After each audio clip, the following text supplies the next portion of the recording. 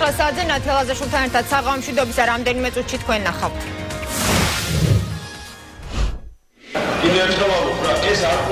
შეხვედრები ბადრი პატარკაშვილის სახლში, რაზე საუბრობდნენ ვარდების რევოლუციის ლიდერები ბიზნესმენთან. წლების წინ გაკეთებული ფარული ვიდეო ჩანაწერები სოციალურ ქსელში გამოქვეყნდა.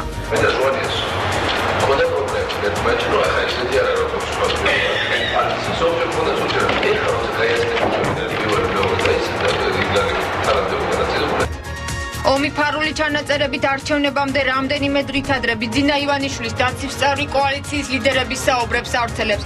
პრეზიდენტური და არაფერ მაგის დაცნობა მომავალზე გადაყოლჩენ ცხოვრება. ფული უნდა ვიშოვო რა, მილიონერი უნდა გავხდე. 19 წელი სოხუმის დაცემიდან მსვლელობა ომში დაღუპულ გმირთა მემორიალთან და აფხაზეთის ომის ცოცხალი გმირები. როიზახიან ბევრი რო უაზრდა იყვნენ, უაზროდ იქ არავინ არ წასულა. ყველა იყო წასული მის გულთო, საქართველოს უყვარდა ყველას. ფარული კამერა, სატელეფონო საუბრები, დამონტაჟებული, დაუმონტაჟებული, ფალსიფიცირებული, ქვეყანაში ტოტალური თვალთვალი მიმდინარეობს, ისმინება და იწერება ყველაფერი. დავიწყებთ ვიდეო მასალით, რომელიც ბადრი პატარკაციშვილის სახლშია ჩაწერილი. მონაწილეობენ მიხეილ სააკაშვილი, ზურაბ ჟვანია, გიგი უგულავა, ეროსი კიწმარიშვილი, ვანო ჩხარტიშვილი და თავად ბადრი პატარკაციშვილი. ანუ ქვეყნის პირველი პირები და მედია მფლობელები. ვიდეო, სადაც კარგად ჩანს, როგორ ერეოდა საქართველოს ხელისუფლება ვარდების რევოლუციის შემდეგ ტელეკომპანიების მუშაობაში და როგორ ანაწილებს როლებს სუფრის თავში მჯდომარე მიხეილ სააკაშვილი. გარდაცვლილი ბიზნესმენის სახლში გაკეთებულმა ფარულმა ჩანაწერებმა 9 წლის წინ ქვეყნის პირველი ოფიციალური და არაოფიციალური პირების საიდუმლო გარიგებები შემოინახა. ერთ-ერთ ჩანაწერში სუფრასთან მიხეილ სააკაშვილი, ზურაბ ჟვანია, ბადრი პატარკაციშვილი, ეროსი კიწმარიშვილი და ვანო ჩხარტიშვილის ხედან. საუბრის თემა ტელევიზიებია. მე და ჟვანიას ხოდა პრობლემა ერთმანეთში რო ახლა ისეთი არა როგორც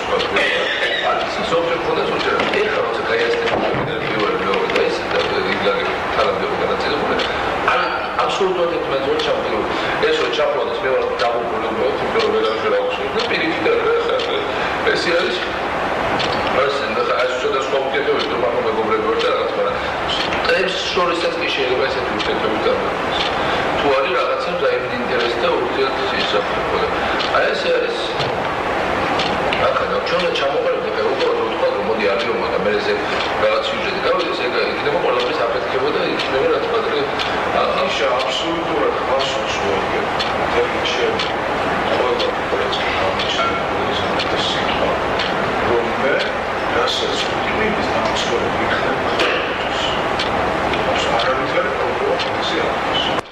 პრეზიდენტი ქართული მედიის მისეული მოწყობის ვარიანტებზეც საუბრობს.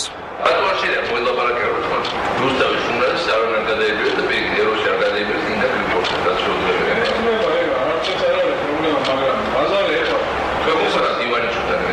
Ივანიშვილთან ეროსისთან ამბობდა.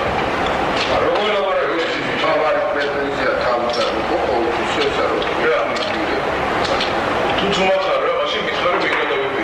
ბაშკა იბირებდით ვიღაცებს. ახლა ბაზარია და კონკურენცია. მე თქვენ რო სახაშედავ და იმიდან ვერ მოვიყვანდი ხალხს. თუ ვიღაცები წარმოვიდნენ ჩემთან რომ უმეტე ხელფასია, მაგას მე რა უნდა ვქო? აფასატოს ეკონომიკა მაშინ არ გუშინებია, მაშინ გადავიდეს რეჟიმს. სოციალურ ქსელში ანონიმის მიერ გამოქვეყნებული ვიდეოების მთავარი გმირი მაინც ბადრი პატარკაციშვილია, რომელიც ხელისუფლების მხრიდან შევიწროების გამო ვანო მერაბიშვილთან ჩივის. თავარი არის, მე ვიღაც სულტა, რომ მე არ მეგრეცო. მე რასაც უგრძნო დღეს ხო? ნებისმიერი ჩემი გაფართოება, ნებისმიერ მხარეს რა. ხდება მილიარდ წინააღმდეგობას. მილიარდს. მილიონს კი არა და ერთს კი არა. მილიარდ წინააღმდეგობას ხდება. ყოველთვის მე სასწავლებ ჟვანიას ის თორე სულ არ ვაპირებ მე ეს კულების ბიზნესის გაკეთებას. ესე იგი ხმას არ ვიღებ გაჩვენებული ვარ საერთოდ. შეიძლება მიშას აქვს ასეთი განწყობა და უნდა რომ ასე გააკეთოს. მაშინ არ არის პრობლემა. ეცოდება მაინც რომ ესია. იგივე რაც ხარი გიგის თუ მომდე გადამაგდეთ ფიამდა ხო? მაშინ მიხარი რომ გადამაგდეთ რა და არ მიხდება მე უბრალოდ მინდა რომ იცოდე მეთქი რა. სულ ბოლო ვიდეოს პერსონაჟთა სიმცირის გარდა ისიც განასხვავებს, რომ აუდიენცია გაშლილ სუფრასთან არ მიმდინარეობს. ხელისუფლებისადმი გზავნილებს ბადრი პატარკაციშვილს გიგი უგულავა გადასცემს.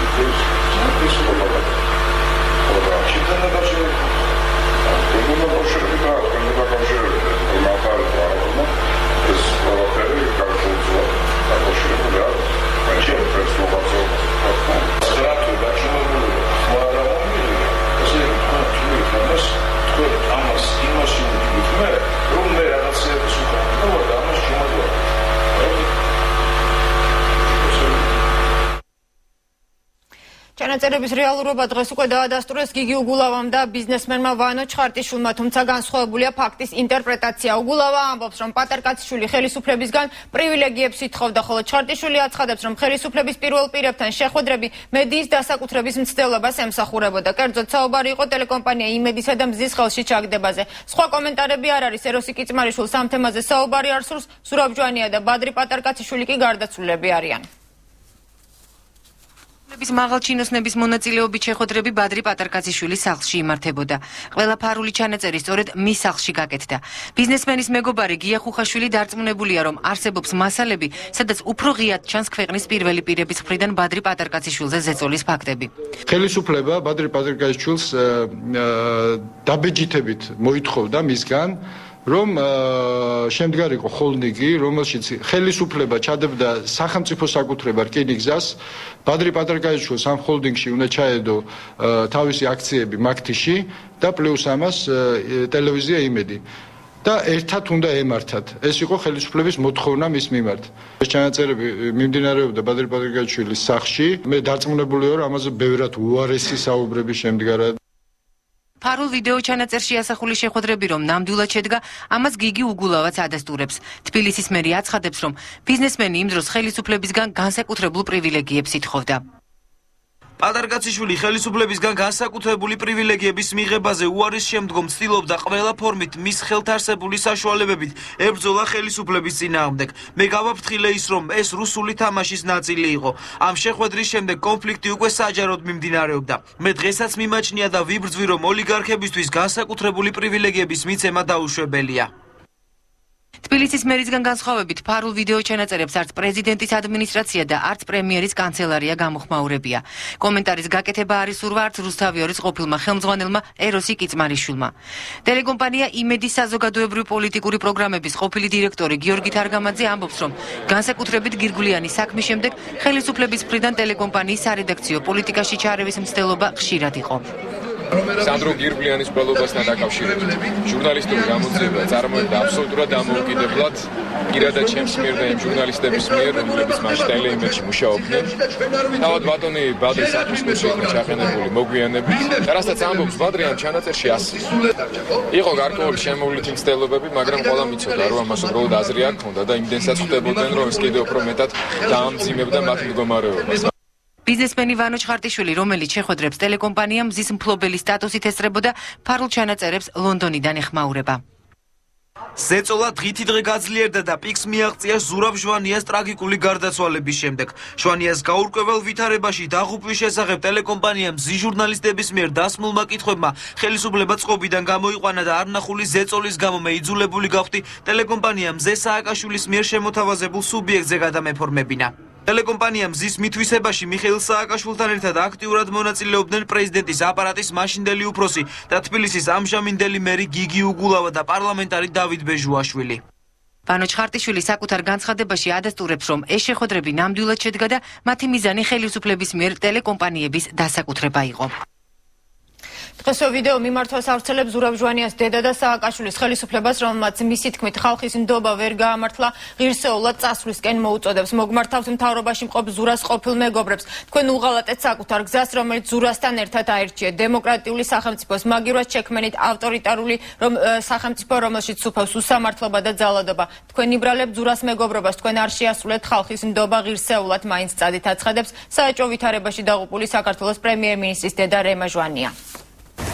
დემოკრატიული სახელმწიფოს მაგივრად შექმნით ავტორიტარული, რომელშიც სუფევს უსამართლობა და ძალადობა. თქვენ იბრალებთ ზურას მეგობრობას. ეგ იყოს თქვენი სინდისის გადასაწყვეტი. თუ ასია ზურას ხსოვნის საპატივცემლოდ აღარ დაუშვათ ძალადობა.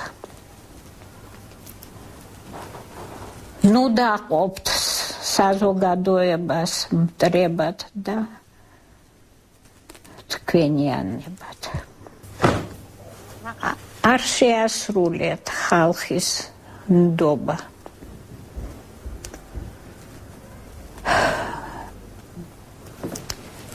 ღირსეულად მაინც წადით.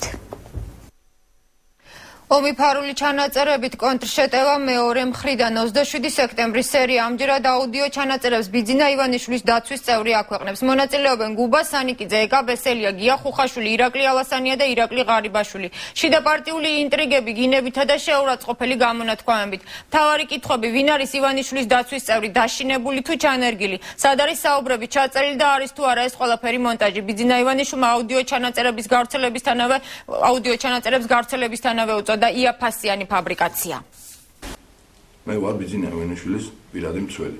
ივანიშვილის დაცვის წევრი ბესო სურმავა ფარულ აუდიო ჩანაწერებს სოციალურ ქსელში ავრცელებს. როგორც სურმავა ამბობს, ასეთ ჩანაწერებს კოალიციის ლიდერის დავალებით უსაფრთხოების სამსახური აკეთებდა. ამ ჩანაწერებს მე გადავცემ ტელევიზიას, რათა გაიცნოს საზოგადოებამ, რა სისრულეს წარმოადგენენ ესენი.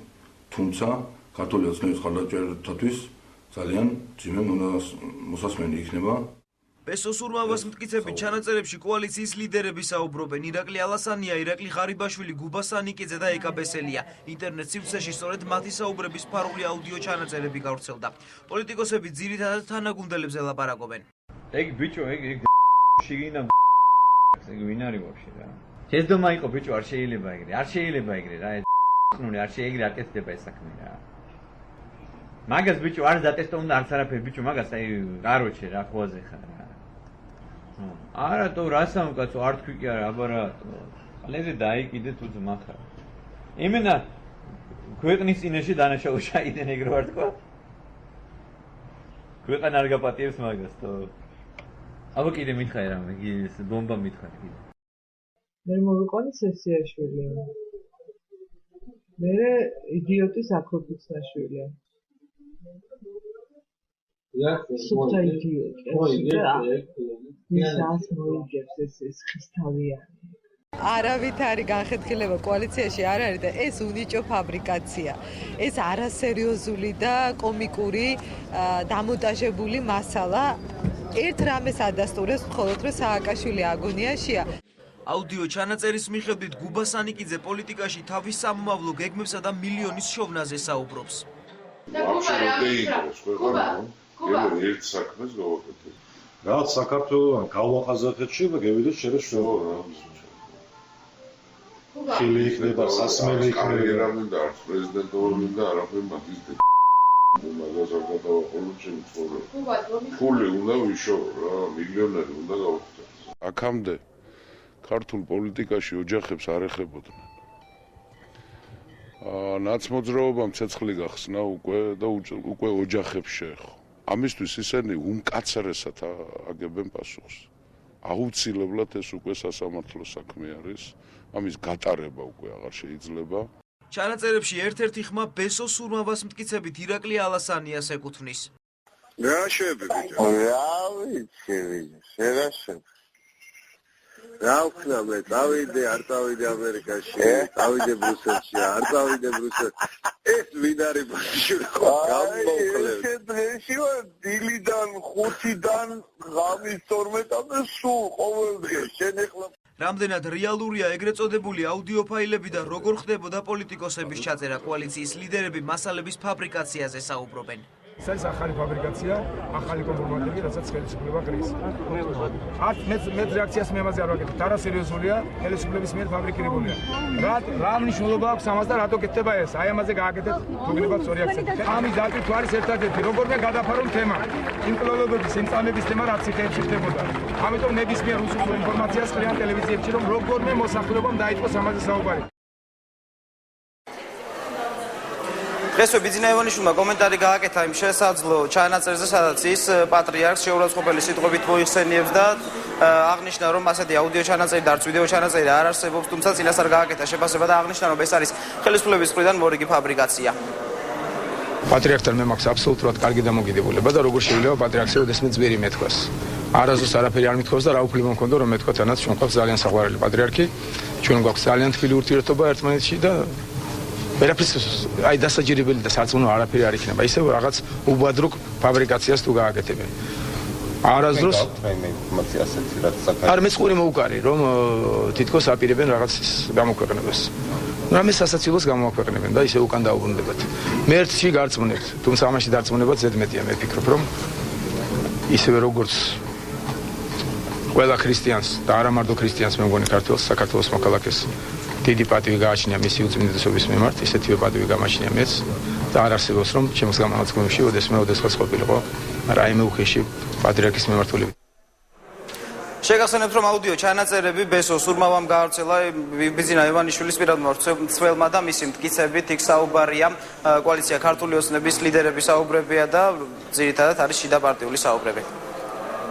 ალბათ ორდგე კვარენჩულაძე საუბრობდა კომპრომატების ომზე დღეს სოციალურ ქსელებში გავრცელებული ვიდეოს შესახებ კომენტარს მამუკა არეშიძეც აკეთებს. მისი თქმით, ადამიანი, რომელთანაც ფარულ ჩანაწერში საუბრობს, კოალიციის რწმენის შტაბის კოორდინატორი არეშიძე ამბობს, რომ ეს პიროვნება მასთან ერთი თვის წინ მივიდა და განუცხადა, რომ კომისიის წევრებთან მუშაობა შეუძლია. როდესაც მიხვდა, რომ არეშიძე მისი საუბარი არასერიოზულად მიიღო, თემა შეცვალა და მას ფულის თხოვა. ოცნების წევრი ამბობს, რომ ვიდეო მასალა ტენდენციურად არის დამონტაჟებული და საზოგადოებას ხოთ საუბრის დასაწყისი აჩვენეს. ახლა იქ რაღაცები უკავიათ, ახლა იმაში მუშაობენ ადგილობრივ.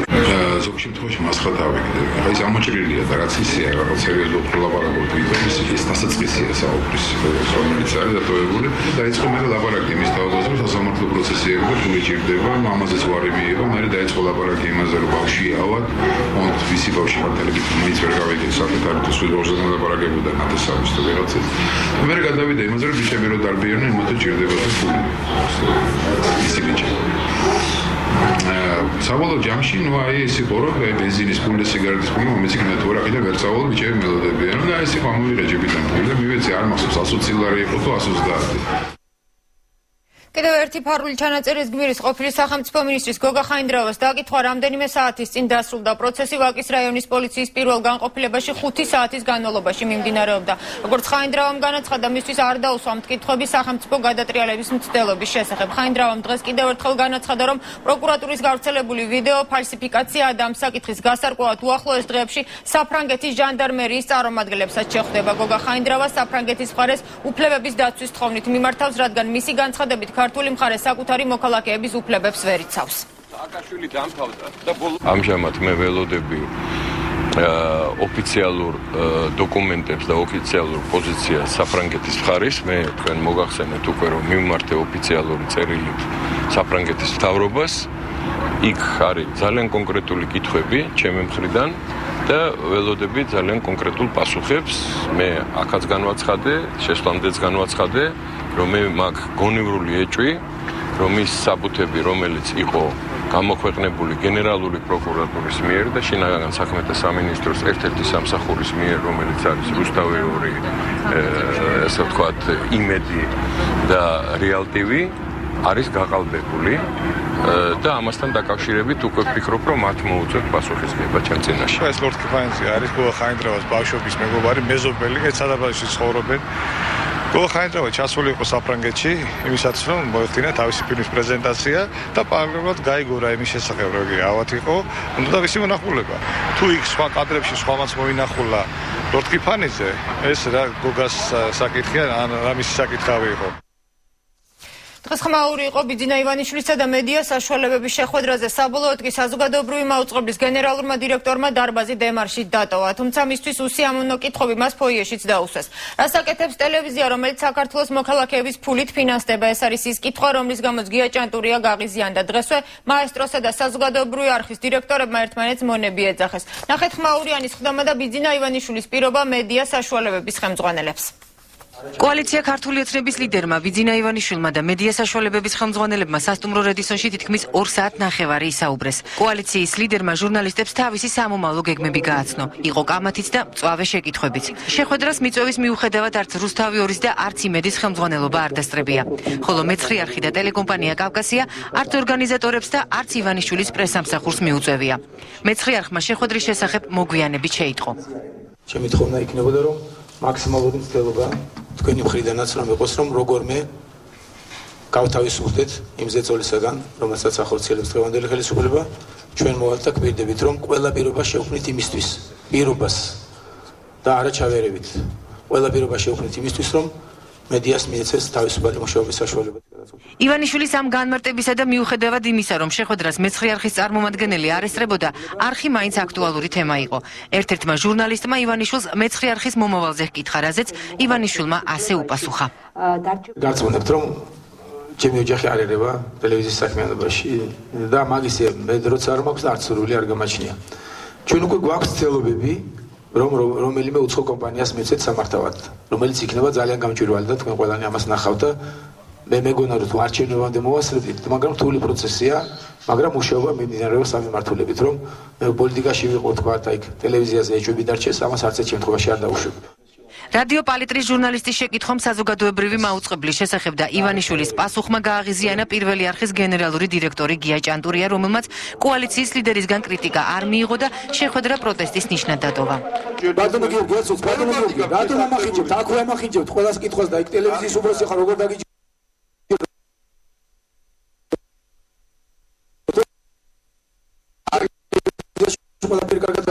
სულ სხვა რამეს გულისხმობდა მამუკა, როდესაც თქვა რომ კომისია რომელიც მონაწილეობას მიიღებს ჩამოყალიბებული თანხმობა მიიღო და იმ სამ თვეში ერთხელ ჯობია თუ ერთ დღეში ერთხელ უკვე აი როგორ ვიროთ ახლა ჭოსტატურად როგორ ვიროთ პოლიტიკოსისა და ტელევიზიის დირექტორის კამათი მოგვიანებით ტელეფონში ტელეკომპანიების ხელმძღვანელებს შორის კამათით გაგრძელდა.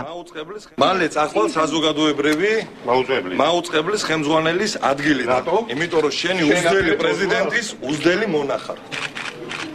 აი შეხვედრის ინიციატორი პრესის ასოციაციის თავმჯდომარე ლაშა ტუღუში ამბობს, რომ ანალოგიური შეხვედრა ჟურნალისტებთან პრეზიდენტ სააკაშვილსაც შესთავაზა, მაგრამ პასუხი ჯერ არ მიუღია.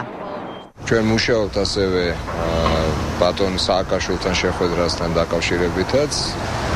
დღესაც გქონდა მე საუბარი ამ მიმართულებით და გვინდა რომ ეს განსხვავებული ფორმატით შეხვედრა შედგეს არჩევნებამდე. მიხეილ სააკაშვილი მიწვევას არ მიიღებს, რადგან ის ჟურნალისტებს დიდი ხანია ვერ ესაუბრება. ფიქრობს მედია ანალიტიკოსი. ცოტა ხნის წინ ხმაური იყო ქუთაისის მესხიშვილის სახელობის თეატრის შენობის წინ თეატრში ახალი სეზონი, რომელიც ბამბაზიის სამოთხით უნდა გახსნილიყო, სავარაუდოდ ჩაიშლება. ამ დროისთვის თეატრს არ მიეწოდება ელექტროენერგია, როგორც თეატრის მსახიობები ამბობენ, ხელისუფლებამ სპექტაკლი განზრახს ჩაშალა, რადგან მათთვის ცნობილი გახდა ინფორმაცია, რომ დასის მხრიდან პოლიტიკური განცხადებები და მიმართვები უნდა გაკეთებულიყო. რეჟისორი პაატა მილორავა ამბობს, რომ თეატრის დირექტორი გიორგი სიხარულიძე, რომელიც ამავე დროს ქუთაისის საკრებულოს დეპუტატია, ქუთაისის მერის თანამშრომლებს თითქმის 1 საათის განმავლობაში კაბინეტში ყავდათ ჩაკეტილი და ესაუბრებოდნენ. ადგილზე მეცხრე არხის ქუთაისის ბიუროს ჟურნალისტი თორნიკე ხურციძე მუშაობს, მას პირდაპირ ეთერში ვrთავთ. თორნიკე, განიმუხტა თუ არა ამ დროისთვის ვითარება ქუთაისში? სკანდალური სეზონის გახსნა ქუთაისის ვლადო მესხიშვილის სახელობის დრამატულ სეზონში. დრამატულ თეატრში სეზონის სპექტაკლი ბამბაზიის სამოთხით უნდა გახსნილიყო, რომელიც ქართულ-აფხაზურ ურთიერთობებს ეხება. ცნობილი იყო, რომ სპექტაკლის დასრულების შემდეგ მსახიობებს უნდა გაეკეთებინათ სპეციალური განცხადება და გაეპროტესტებინათ ქვეყანაში არსებული ვითარება, პატიმრების წამება, თუმცა სეზონის გახსნა ვერ მოხერხდა, სპექტაკლი ჩაიშალა. მიზეზი კი თეატრში ელექტროენერგიის გათიშვა იყო. სპექტაკლის დაწყებამდე რამდენიმე წუთით ადრე გამოირთო ელექტროენერგია. მსახიობებმა კი საკუთარი პროტესტი უკვე ჩაბნელებული თეატრის წინ გამოთქვეს. აღსანიშნავია, რომ ერთ-ერთმა მსახიობმა დავით როინიშვილმა უარი თქვა ღირსების ორდენზე, რომელიც პრეზიდენტისგან მას რამდენიმე დღეში უნდა მიეღო. დედების სახელით, ყველა იმ პატიმრის დედის სახელით, რომელიც ნაწამებია, ჩვენ გმობთ ძალადობას. ჩვენ დღეს გქონდა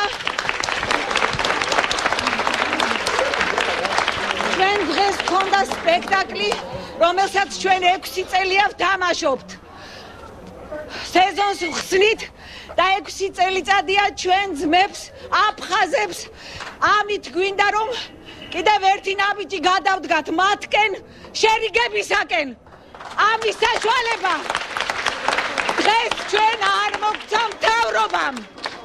ეს მთავრობა არის ძალადობის მთავრობა. უარს ვამბობ დღესდღეობით იმ ღირსების ორდენზე, რომელიც ალბათ როდის არ ვიცი, მაგრამ რამოდენიმე დღეში წარსადგენად ვიყავი სიაში ორდენზე, ყველანაირ ფულად დახმარებაზე აბსოლუტურად მე ვდგევარ იქ, სადაც ჩემი თეატრია, სადაც ჩემი ხალხია და სადაც მე ვცხოვრობ, სადაც მე უნდა ვიცხოვრო, ხვალ, ზეგ და მომავალი უნდა მქონდეს.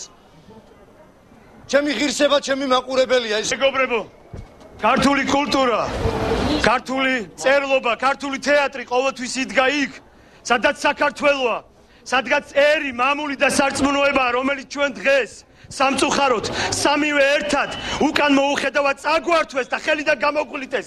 წაგვართვეს ჩვენი მამული, ჩვენი ენა, ჩვენი სარწმუნოება და ყველაფერს უმღერიან გარდა იმისა, რასაც ქართველმა კაცმა უნდა უმღეროს.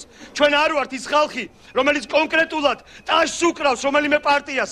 ჩვენ ვართ ის ყველაზე დიდი პარტია, რომელსაც საქართველო და ქართული ერი ქვია, რომელსაც ჩვენ არ ვართ არასოდეს დავეთანხმებით იმას, რომ რომელიმე ხელისუფალი ჩვენი შვილების სისხლით მოვიდეს სათავეში.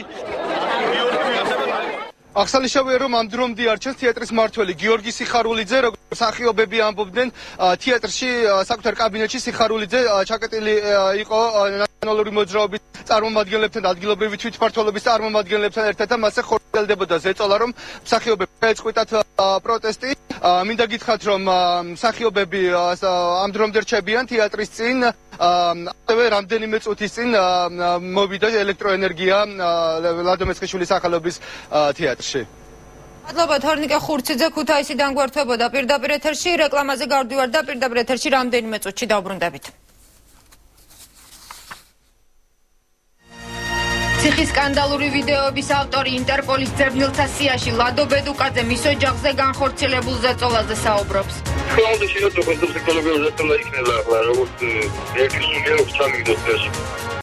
Თქვენ უყურებთ მე-9:09 19 წელი აფხაზეთის დაკარგვიდან სოხუმის დაცემის დღესთან დაკავშირებით საქართველოს ერთიანობისთვის ბრძოლაში დაღუპულ გმირთა მემორიალთან დილიდან ხალხის ნაკადი არ წყდებოდა. ვეტერანები, გმირების ოჯახების წევრები, ოპოზიციისა და სხვადასხვა საერთაშორისო ორგანიზაციების წარმომადგენლები ყველა მათგანი დღეს დაღუპულ გმირთა ხსოვნის პატივსაცემად შეიკრიბა. ხელისუფლება გმირთა მემორიალთან ღამით მივიდგა, დღეს იქ მმართველი პარტიის არც ერთი წარმომადგენელი არ გამოჩენილა.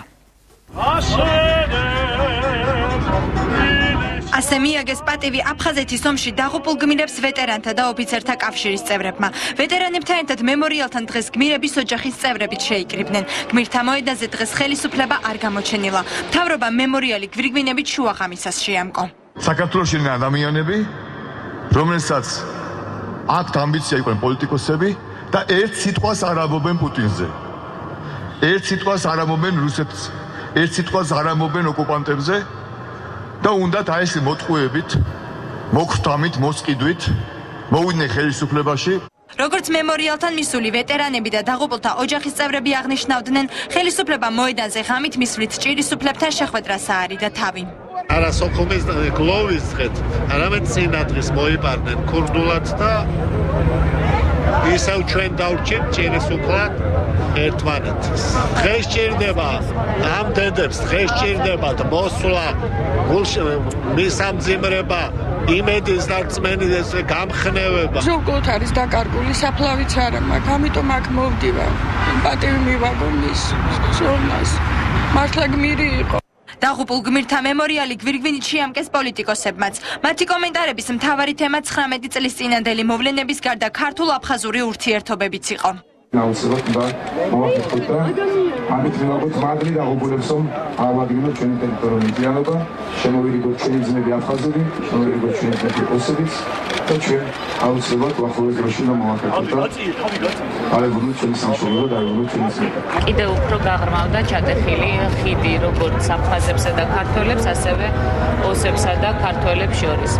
თუმცა მე ღრმად წამს, რომ ჩვენ გვეყოფა გონიერება ყველას და აუცილებლად შევძლებთ იმ უბედურების გამოსწორებას, რაც ყველას ერთად დაგვატყდა თავს. აფხაზეთში დაღუპულ გმირებს საქართველოს რეგიონებშიც მიაგეს პატივი. გმირთა მოედანზე კი მემორიალთან პანაშვიდი დღის მეორე ნახევარში გადაიხადეს. დაღუპული გმირების ხსოვნის პატივსაცემად იქ თბილისის კურთხევის მსვლელობაში მონაწილე ადამიანებიც შეიკრიბნენ. 1992 წლის 14 აგვისტოს დაწყებული შეარაღებული დაპირისპირება 13 თვეს და 13 დღეს გაგრძელდა და 1993 წლის 27 სექტემბერს სოხუმის დაცემით დასრულდა.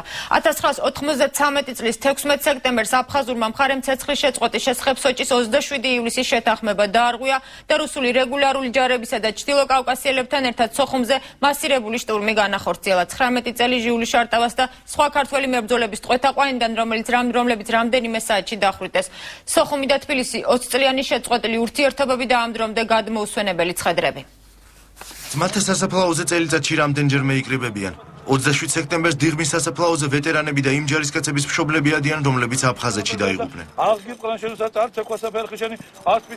საზა ჩადუნელი და გიორგი მაჭარაშვილი მეგობრები არიან. 21 და 17 წლის ასაკში აფხაზეთში ერთად წავიდნენ.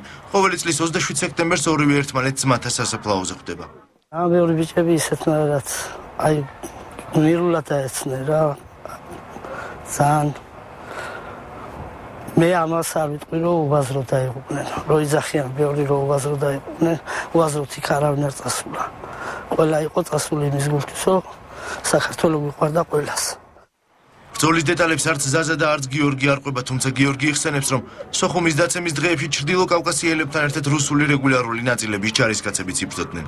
ავტომატს არავინ არ ისროდა რა ანდასთან რა სოხუმთან ორკუშებს ის რომ მუხა გრანატამიოტი და უკნიდან ტანკები, იმენა სნარიადები იყო რა ტიპი. გმირთა მემორიალთან და დიღმის ძმათა სასაფლაოზე ტრადიციულად იკრიბებიან ომის ვეტერანები. მერაბ დეკანოიძე, რომელიც ჟიული შარტავას დაცვის უფროსი ძმა, ამბობს, რომ მინისტრთა საბჭოში გამაგრებული ქართველების გაყვანა და დახვრეტა ხალატით მოახერხეს. იყო ხალატი, მაგრამ არა ბიჭების მხრიდან, არა ვიღაცის მხრიდან, არამედ იყო ენდენ კაცურ მოლაპარაკებას, ენდენ კავკასიურ სისხლს, ენდენ ადამიანურობას და დაიღუპნენ სამწუხაროდ. კიდევ ერთი ვეტერანი ალიბაბა ჩადუნელი ამბობს, რომ მინისტრთა კაბინეტიდან გამოყვანილი 42 ქართველიდან მხოლოდ 3 ცხედარია გადმოსვენებული. მე მინდა რომ საერთოდ უნდა გამონახოთ ჩვენ და აფხაზებმა რა. ყველას ჩარევის გარეშე არ გვინდა ჩვენ ის. დღეს საქართველოში ყველა გამოდის და ყველა ამბობს რომ იმას გავაკეთებ. ვერაფერს ვერ გააკეთებს. ერმა უნდა გააკეთოს რა. ერმა ერთმაც და მეორემაც საერთოდ უნდა გამონახოთ რა. სოხუმის დაცემიდან 19 წლის შემდეგაც არ არსებობს ზუსტი მონაცემები 1992-1993 წლებში რამდენი სამხედრო და მშვიდობიანი მოქალაქეა დაღუპული ორივე მხრიდან. ამასთან დღემდე უცნობია ორივე მხარეს დაღუპულთა სამარხების ზუსტი ადგილმდებარეობა და უგზო-უკლოდ დაკარგულთა რაოდენობა. და ჩემთან ერთად იმყოფება ჩვენი სამხედრო კორესპონდენტი გიორგი წყვიტავა, რომელიც ომის შემდეგ რამდენჯერმე იმყოფებოდა აფხაზეთში. გიორგი, თუ არის ცნობილი, რამდენი გადმოუსვენებელი მებრძოლია დარჩენილი აფხაზეთში და საერთოდ გრძელდება თუ არა ეს პროცესი? პროცესი გაჩერებული არის 2008 წლის რუსეთ-საქართველოს ომის შემდეგ. მე გეტყვით რამდენიმე მონაცემს დაღუპულების თაობაზე 92-93 წლებში აფხაზეთში.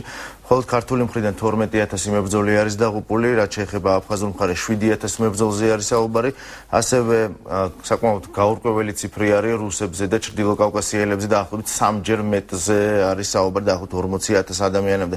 რაც შეეხება უგზო-უკლოდ დაკარგულებს აფხაზეთის მხრიდან აფხაზებს ხავთ უგზო-უკლოდ დაკარგული 130 ადამიანი, ქართულ მხარეს 820 და დანარჩენი არის 2100 მშვიდობიანი მოქალაქე საქართველოსი და ამ დრომდე არის გაჩერებული უგზო-უკლოდ დაკარგულთა მოძიების და გადმოსვენების პროცესი. უბრალოდ რამდენიმე დღის წინ დაახლოებით 2 დღის წინ მოხერხდა ერთ-ერთი ქართველი მებრძოლის ცხედრის გადმოსვენება. აი, ისი ბრალია ეს, რაც შეეხება ურთიერთობებს, სოხუმის დაცემის შემდეგ, ასე თუ ისე მაინც იყო ოფიციალურ დონეზე, მაინც ეს ურთიერთობები, ეხლა რა ხდება? ახლა 2008 წლის რუსეთ-საქართველოს ომის შემდეგ შეწყდა ეს პროცესი, თავისთავად ცხადია იმის გამო, რომ იქ ჩადგა რუსული საოკუპაციო ძალები ოფიციალურად და მათ გამოაცხადეს აფხაზეთის დე-ფაქტო აფხაზეთის დამოუკიდებლობა. სწორედ ეს გახდა მიზეზი, რის გამოც ოფიციალურ დონეზე მხოლოდ ჟენევის დისკუსიის ფორმატში ხორციელდება ამჟამად გარკვეული სახის მოლაპარაკებები. რაც შეეხება გადმოსვენების პროცესს, ეს პროცესი ჯერჯერობით გააჭიანურებულია და ჰაერშია გამოკიდებული. დიდი მადლობა, ჩვენი სამხედრო კორესპონდენტი გიორგი წყვიტავა საუბრობდა აფხაზეთის ომის შესახებ. დღეს თბილისი აკურთხეს დილიდან დედაქალაქის ქუჩები სასულიერო პირებითა და მრევლით იყო სავსე, მსვლელობა იყო სხვადასხვა მიმართულებიდან, მათ შორის ვაკიდან, საბურთალოდან და დიდუბიდან. სასულიერო და საერო პირები ძალადობის წინააღმდეგ გამოვიდნენ. კათოლიკოს პატრიარქის ლოცვა-კურთხევით თბილისის სხვადასხვა ეკლესიებიდან დღის 2 საათიდან მრევლმა მშვიდობიანი მსვლელობა დაიწყო. სპორტის სასახლესთან მათ სტუდენტებიც შეუერთდნენ. მსვლელობაში ჩაერთნენ შავ ფაროსნებით, ათასობით ადამიანისგან შემდგარი კოლონა გალობით და ჯვრებით ხელში სპორტის სასახლიდან მეტეხის ხიდისკენ დაიძრა, სადაც პატრიარქმა პარაკლისი აღავლინა და ქალაქი თბილისი დალოცა. მოძრაობა დავითიანის მიერ ორგანიზებული აქცია მსვლელობა ძალადობის წინააღმდეგ იყო მიმართული, როგორც მონაწილეები აცხადებდნენ, ისინი მშვიდობიანი მსვლელობით სოლიდარობას უცხადებენ პატიმრებს და აპროტესტებენ სასჯელ ახსულების დაწესებულებებში მომხდარ ფაქტებს. მეტეხის ხიდზე პარაკლისისა და ლოცვის დასრულების შემდეგ კოლონა სამების საკათედრო ტაძრისკენ დაიძრა.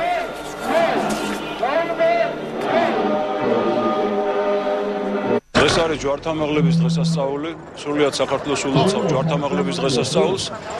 დღეს მისი უწმინდესობის კურთხევით ეწყობა სამშვიდობო მსვლელობა, რომელშიც მონაწილეობას იღებენ მოძღვრები და მორწმუნე მრევლი. ის რაც ხდება, ჩვენ გულისხმობთ ადამიანების წამებას, ეს არის უზნეობის აპოგეა და ქრისტიანობის ზოგადად კონკრეტულად ეკლესიის დანიშნულებაა, რომ ამხილოს უზნეობა, რომ პასუხისგებლობა უნდა აიღოს სრულად ხელისუფლებამ. და მე ვგმობ ამ ძალადობას, ეს იყო ამაზრდენი და შემაშფოთებელი, რამაც ძალიან დამთრგუნა და ჩემი ასეთი პროტესტით მე გამოვდივარ.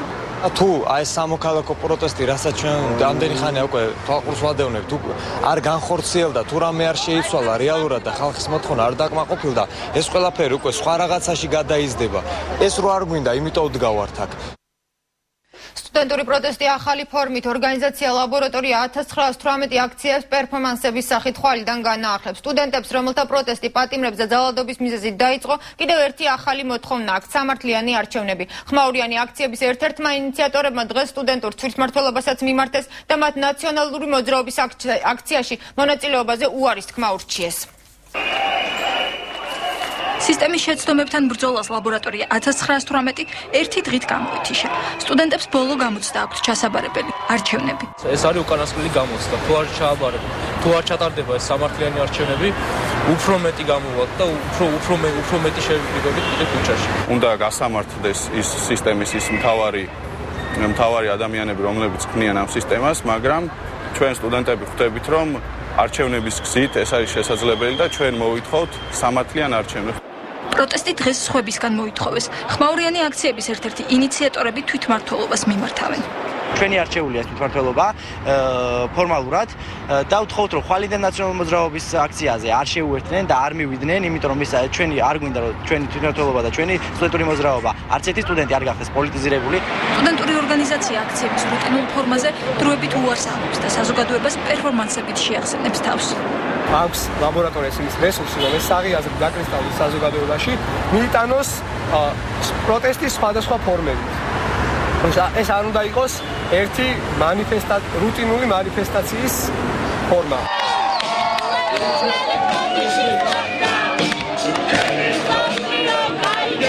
ლაბორატორიაში იმედი აქვთ, რომ მათ პროტესტს ხმას კვლავ ააყოლებენ. სტუდენტებს ახალი სლოგანი აქვთ: სისტემა არ უნდა დაინგრეს, სისტემა არჩევნებით უნდა შეიცვალოს. ინტერნეტში გავრცელებულ პატიმრების წამების ამსახველი კადრების ავტორზე საერთაშორისო ძებნა წითელი ცირკულით გამოცხადა. ბედუკიძეზე ძებნა ადამიანების ჯანმრთელობისა და სიცოცხლის ხელყოფის მუხლით მიმდინარეობს. ბედუკიძის ზუსტი ადგილსამყოფელი ჯერჯერობით უცნობია, თუმცა როგორც ის თავად აცხადებს, მის ოჯახზე, რომელიც თურქეთშია, საფრთხე არსებობს. დეპარტამენტის თანამშრომელთან მიმდინარე დღეს გამთენიისას დაკავებული არიან. პატიმრთა მიმართ არაადამიანურ მოპყრობასა, წამებასა და გაუპატიურებაში მხილებული 4 პირი.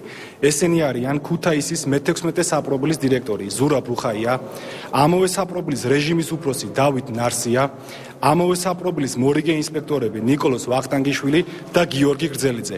აღნიშნული პირები დანაშაულად ჩადიოდნენ ქუთაისის მე-16 საპრობილის ტერიტორიაზე. გამოძიების ამ ეტაპზე სულ დაკავებულია 16 პირი. მათ შორის საჯარო ახსულების დეპარტამენტის თავმჯდომარის მოადგილე, ციხის 2 დირექტორი და სხვა მაღალი თანამდებობის პირები. დაუწევლად წარედგინა ბრალდება და იძებნება 1 პირი.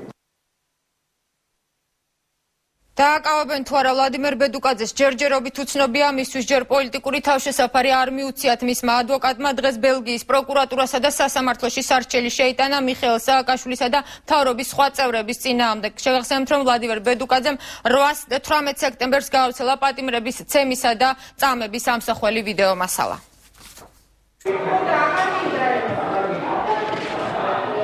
გდანის საპყრობილეში პატიმრების წამების ამსახველი ვიდეო მასალის ავტორ ვლადიმერ ბედუკაძეზე საერთაშორისო ძებნა გამოცხადდა. ინტერპოლის ოფიციალურ ვებგვერდზე ვლადიმერ ბედუკაძის შესახებ ყველა საჭირო ინფორმაცია დაიდო, მისი მახასიათებლებითა და ფოტოსურათით.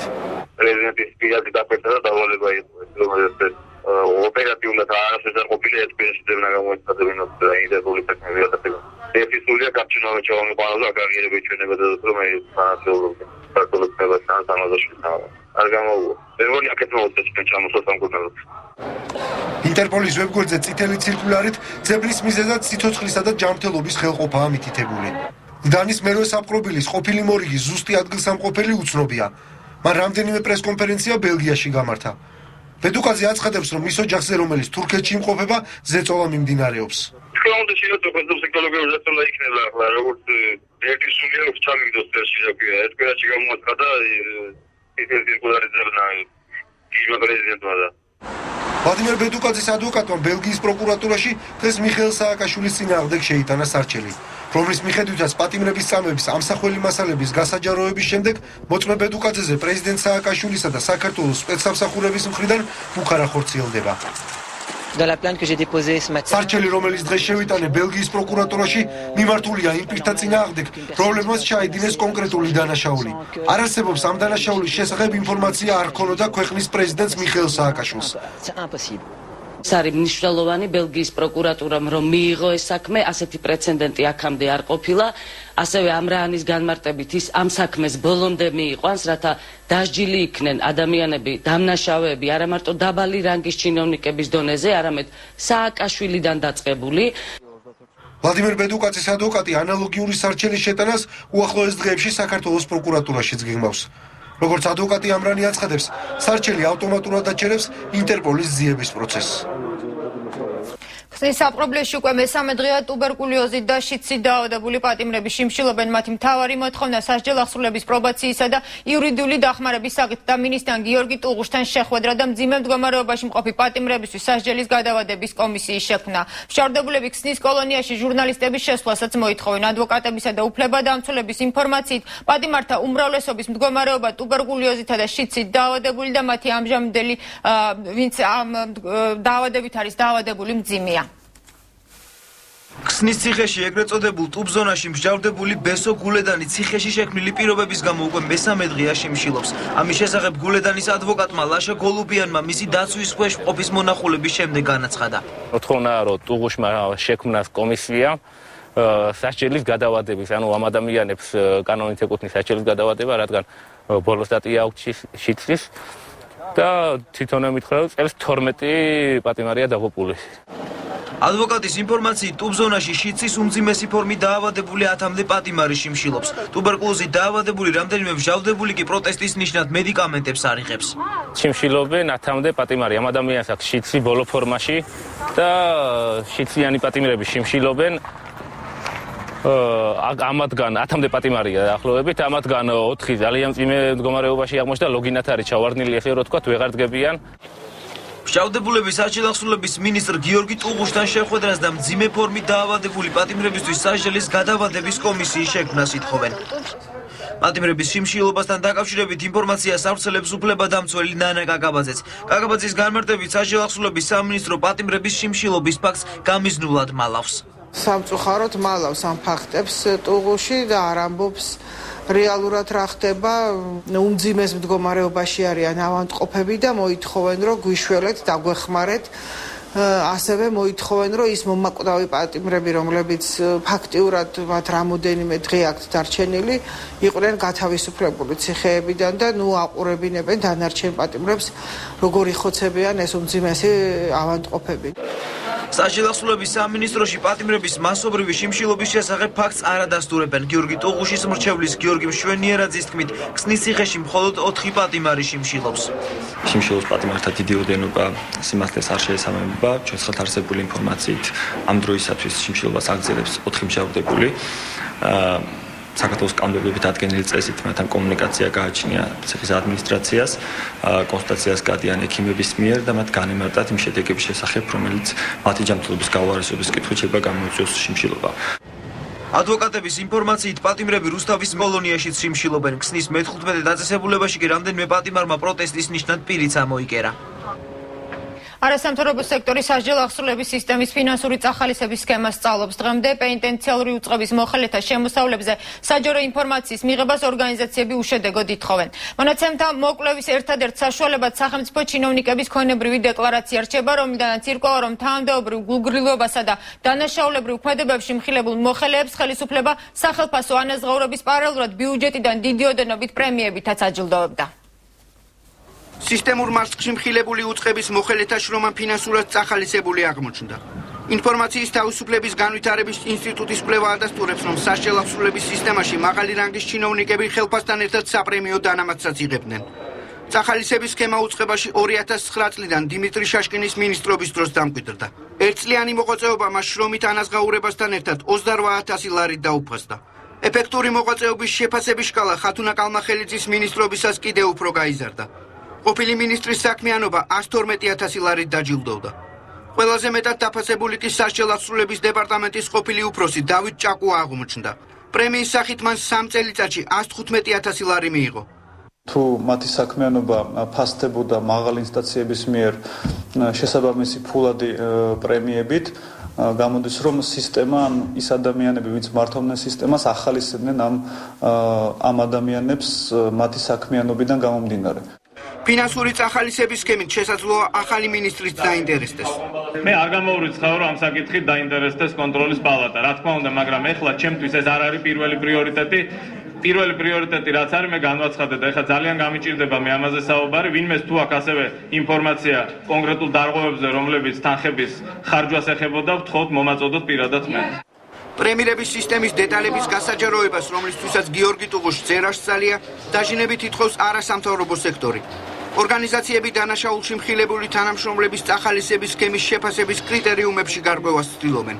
ნორმალურ შემთხვევაში, როგორც წესი, აი ამ სამართლებრივ დოკუმენტებში ასახული უნდა იყოს ის გარემოებები, თუ რა დამსახურების საფუძველზე ხდება ამ პრემიის გაცემა. თუმცა პრობლემა სწორედ მდგომარეობს იმაში, რომ არც თუ იშვიათ შემთხვევაში ფაქტობრივად შეუძლებელია ამ ტიპის დოკუმენტების მოპოვება და მიღება, მიუხედავად იმისა, რომ საბჭო სახსრებიდან ხდება ამ თანხების გაცემა ამა თუ იმ კონკრეტულ თანამდებობის პირზე. როდესაც დადგება ამ ადამიანების პასუხისმგებლობის საკითხი, ბუნებრივია ისინი კომპენსაციებსაც გადაიხდიან ამ ესე ვთქვათ წამებებისათვის და ციხითაც მოიხდიან სასჯელებს, მაგრამ მანამ სანამ არ დამთავრდება არჩევნები და სანამ არ შეიცვლება ხელისუფლება და სისტემა, რომელიც დღეს არსებობს, მანამდე ამაზე ლაპარაკი ადრევია.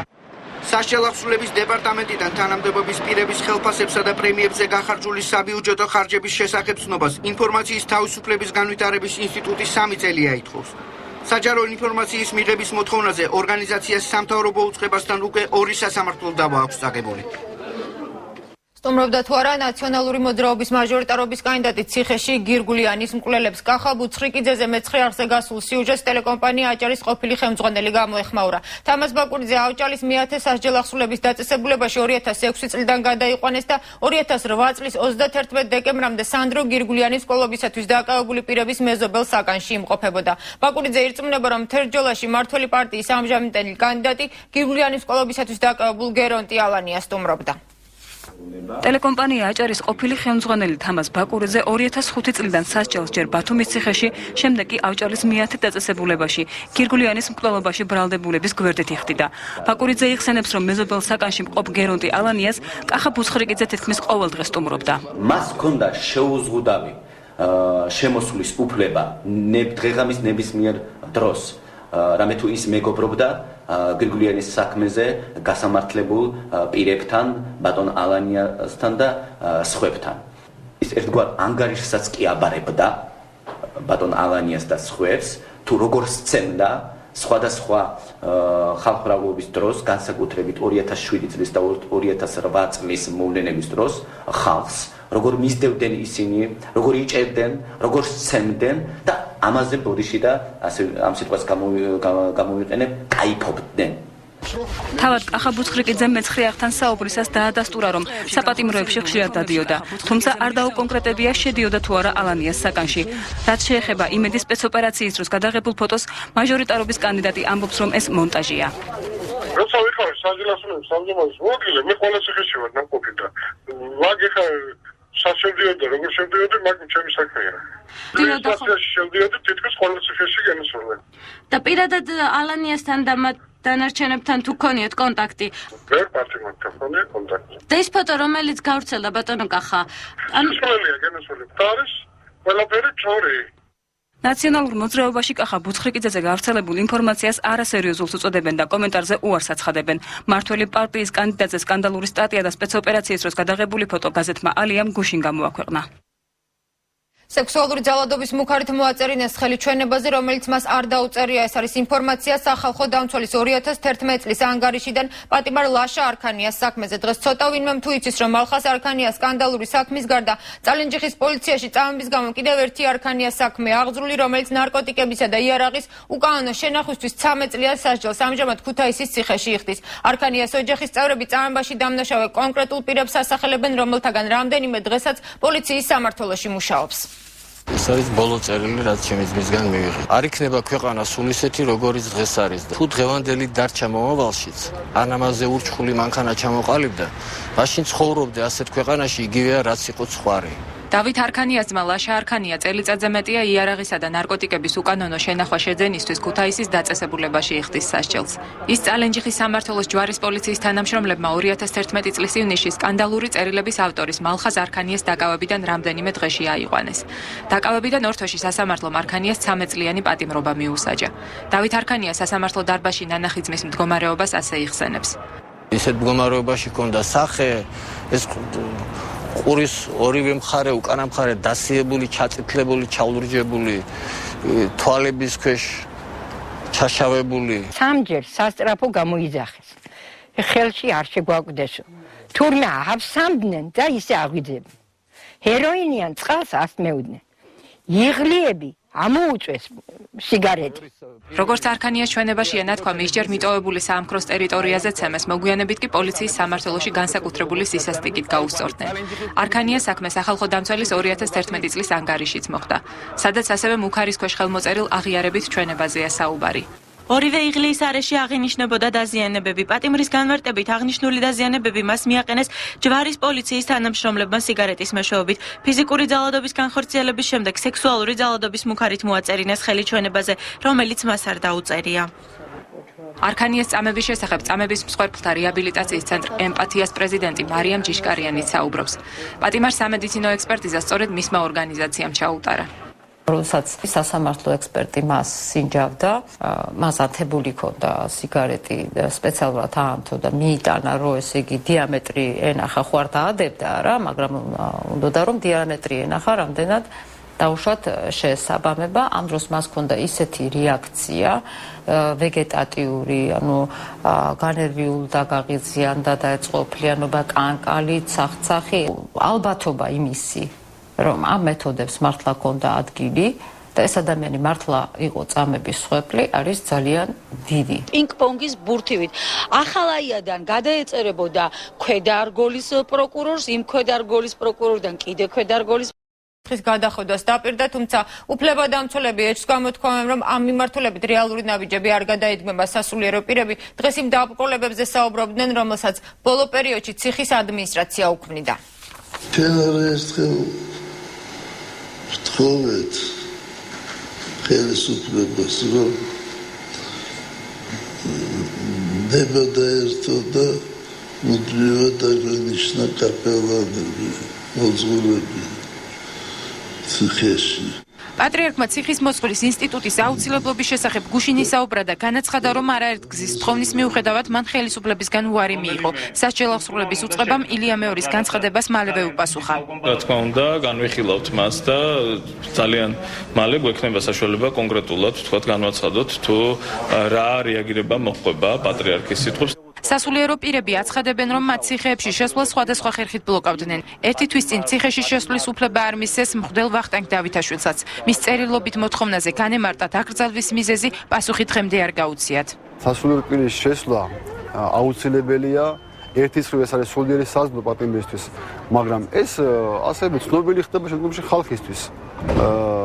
თუ რა მდგომარეობაში არის პატიმრების ციხეში. ჩემი იქ მე შემდგომი აქტიურობა ვიღაცას არ მოეწონა და მე დაამბრალეს იქ რომ ვითომ შენ ესე იგი წამალი შემოგაქ იმაშია საპრობილეშიო. მონიტორინგის ჯგუფში მე პირადად ვიყავი, მაგრამ კიდევ ერთხელ ვამბობ რომ ის რაც ჩვენ უფლებამოსილებაში შედიოდა ის ვიღაცის თვალის ასახვევად ხდებოდა. უფლებადამცველი ნანა კაკაბაძე მიიჩნევს, რომ ციხეში მოძღვრის ინსტიტუტის ამოქმედება პატიმრების მდგომარეობას არსებითად შეამსუბუქებდა. ერთი ადამიანი დაემატება, უბრალოდ გაჩნდება ისეთი, რომელიც შევა და ნახავს უშუალოდ რა ხდება საპატიმროებში. ნამდვილად მივესალმები ამას, უბრალოდ ნაკლებად მაქვს იმედი, რომ ეხლა ხელისუფლება ამ ნაბიჯებს გადადგავს და გააკეთებს. საპატიმროებში თავისუფლების აღკვეთის ადგილებსა და სამხედრო საჯარისო შენაერთებში მოძღვრის ინსტიტუტის შექმნა ჯერ კიდევ 2002 წელს კონკორდატით განისაზღვრა, თუმცა შეთანხმება ამ დრომდე არ შესრულებულა. რეკლამა და დღის სხვა მთავარი ამბით რამდენიმე წუთში დავბრუნდებით პირდაპირ ეთერში. 71 სპეცუბანი და 56,000-მდე ამომრჩეველი ოპოზიცია ქვეყნის მასშტაბით შექმნილ სპეცუბნებში გაყალბების საფრთხეს ხედავს. აპირებს კანონის დარღვევით მონაწილეობა მიაღებიოს მაჟორიტარულ არჩევნებში სამხედრო მოსამსახურეებს, იმ სამხედრო მოსამსახურეებს, რომელთაც ამის უფლება არ აქვთ. გამარჯვებისთვის ქართული ოცნების წინასაარჩევნო შეხვედრები საქართველოს ყველა კუთხის დიდ თუ პატარა ქალაქში, დაბასა და სოფელში გაიმართა. ყველა როგორც ერთი მტკიცედ დადგა უკეთესი მომავლის იმედით. ყველა როგორც ერთი გამარჯვების მოლოდინშია. 29 სექტემბერს თბილისსა და ქუთაისში ერთდროულად მრავალრიცხოვანი აქცია გაიმართება. 29 სექტემბერი თბილისში. თქვენ უყურებთ მე-9 საათზე ნათია ლაზაშვილთან ერთად მოკლედ დღის მთავარი მოვლენების შესახებ მე კიდევ ერთხელ შეგახსენებთ.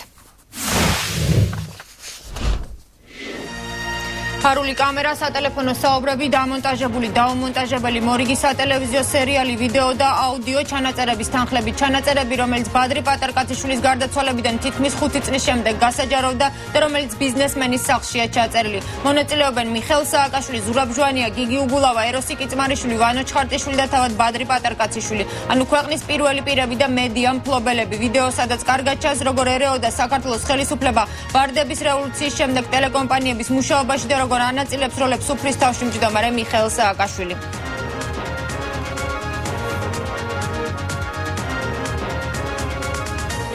ჩანაწერები მეორე მხრიდან კიდევ ერთი სერია 27 სექტემბრისთვის ამჯერად აუდიო ჩანაწერებს ბიძინა ივანიშვილის დაცვის წევრი აქვეყნებს. მონაწილეობენ გუბა სანიკიძე, ეკა ბესელია, გია ხუხაშვილი, ირაკლი ალასანია და ირაკლი ღარიბაშვილი. შიდა პარტიული ინტრიგები, გინებითა და შეურაცხყოფელი გამონათქვამებით. მთავარი კითხვა ვინ არის ივანიშვილის დაცვის წევრი დაშინებული თუ ჩანერგილი, სად არის საუბრები ჩაწერილი და არის თუ არა ეს ყველაფერი მონტაჟი. ბიძინა ივანიშვილმა აუდიო ჩანაწერებს გავრცელებისთანავე უწოდა იაფასიანი ფაბრიკაცია.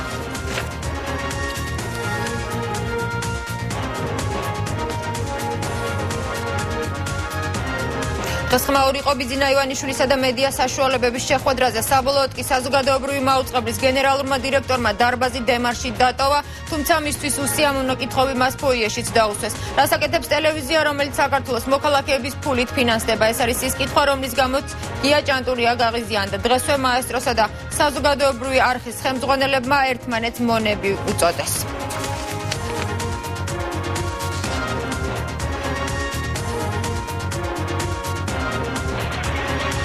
19 წელი აფხაზეთის დაკარგვიდან 1992 წლის 14 აგვისტოს დაწყებული შეარაღებული დაპირისპირება 13 თვესა და 13 დღეს გაგრძელდა და 1993 წლის 27 სექტემბერს სოხუმის დაცემით დასრულდა. 1993 წლის 16 სექტემბერს აფხაზურმა მხარემ ცეცხლის შეწყვეტის შესახებ სოჭის 27 ივლისის შეთანხმება დაარღვია და რუსული რეგულარული ჯარებისა და ჩრდილოკავკასიელების დახმარებით ერთად სოხუმზე მასირებული შტურმი განახორციელა.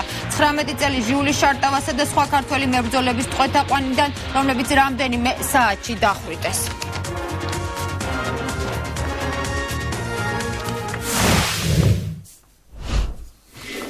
და დღის სხვა მთავარი ამბები, საჯარო სამსახურში დასაქმებისა და ბანკის კრედიტის დაფარვის სანაცვლოდ ტყიბულის რაიონის კონსტიტუციური უსაფრთხოების დეპარტამენტის უფროსი კობა შარვაძე კოალიცია ქართული ოცნების ახალგაზრდული ორგანიზაციის თავმჯდომარეს გიორგი კუბლაშვილს კოალიციიდან ინფორმაციის მიწოდება სთხოვდა. შარვაძის ინფორმაციით ოპოზიციის აქტივისტის გადაბირების შესახებ საქმის კურსში იყო პოლიციის უფროსი, საკრებულოს თავმჯდომარე და გამგებელი. აუდიო ჩანაწერებში, რომელიც კოალიციის ახალგაზრდული ორგანიზაციის ხელმძღვანელმა გაავრცელა, გარკვევით ისმის, როგორც თავაზობენ გიორგი კუბლაშვილს კოალიციიდან ინფორმაციის მიწოდების სანაცვლოდ სოლიდურ ანაზღაურებას.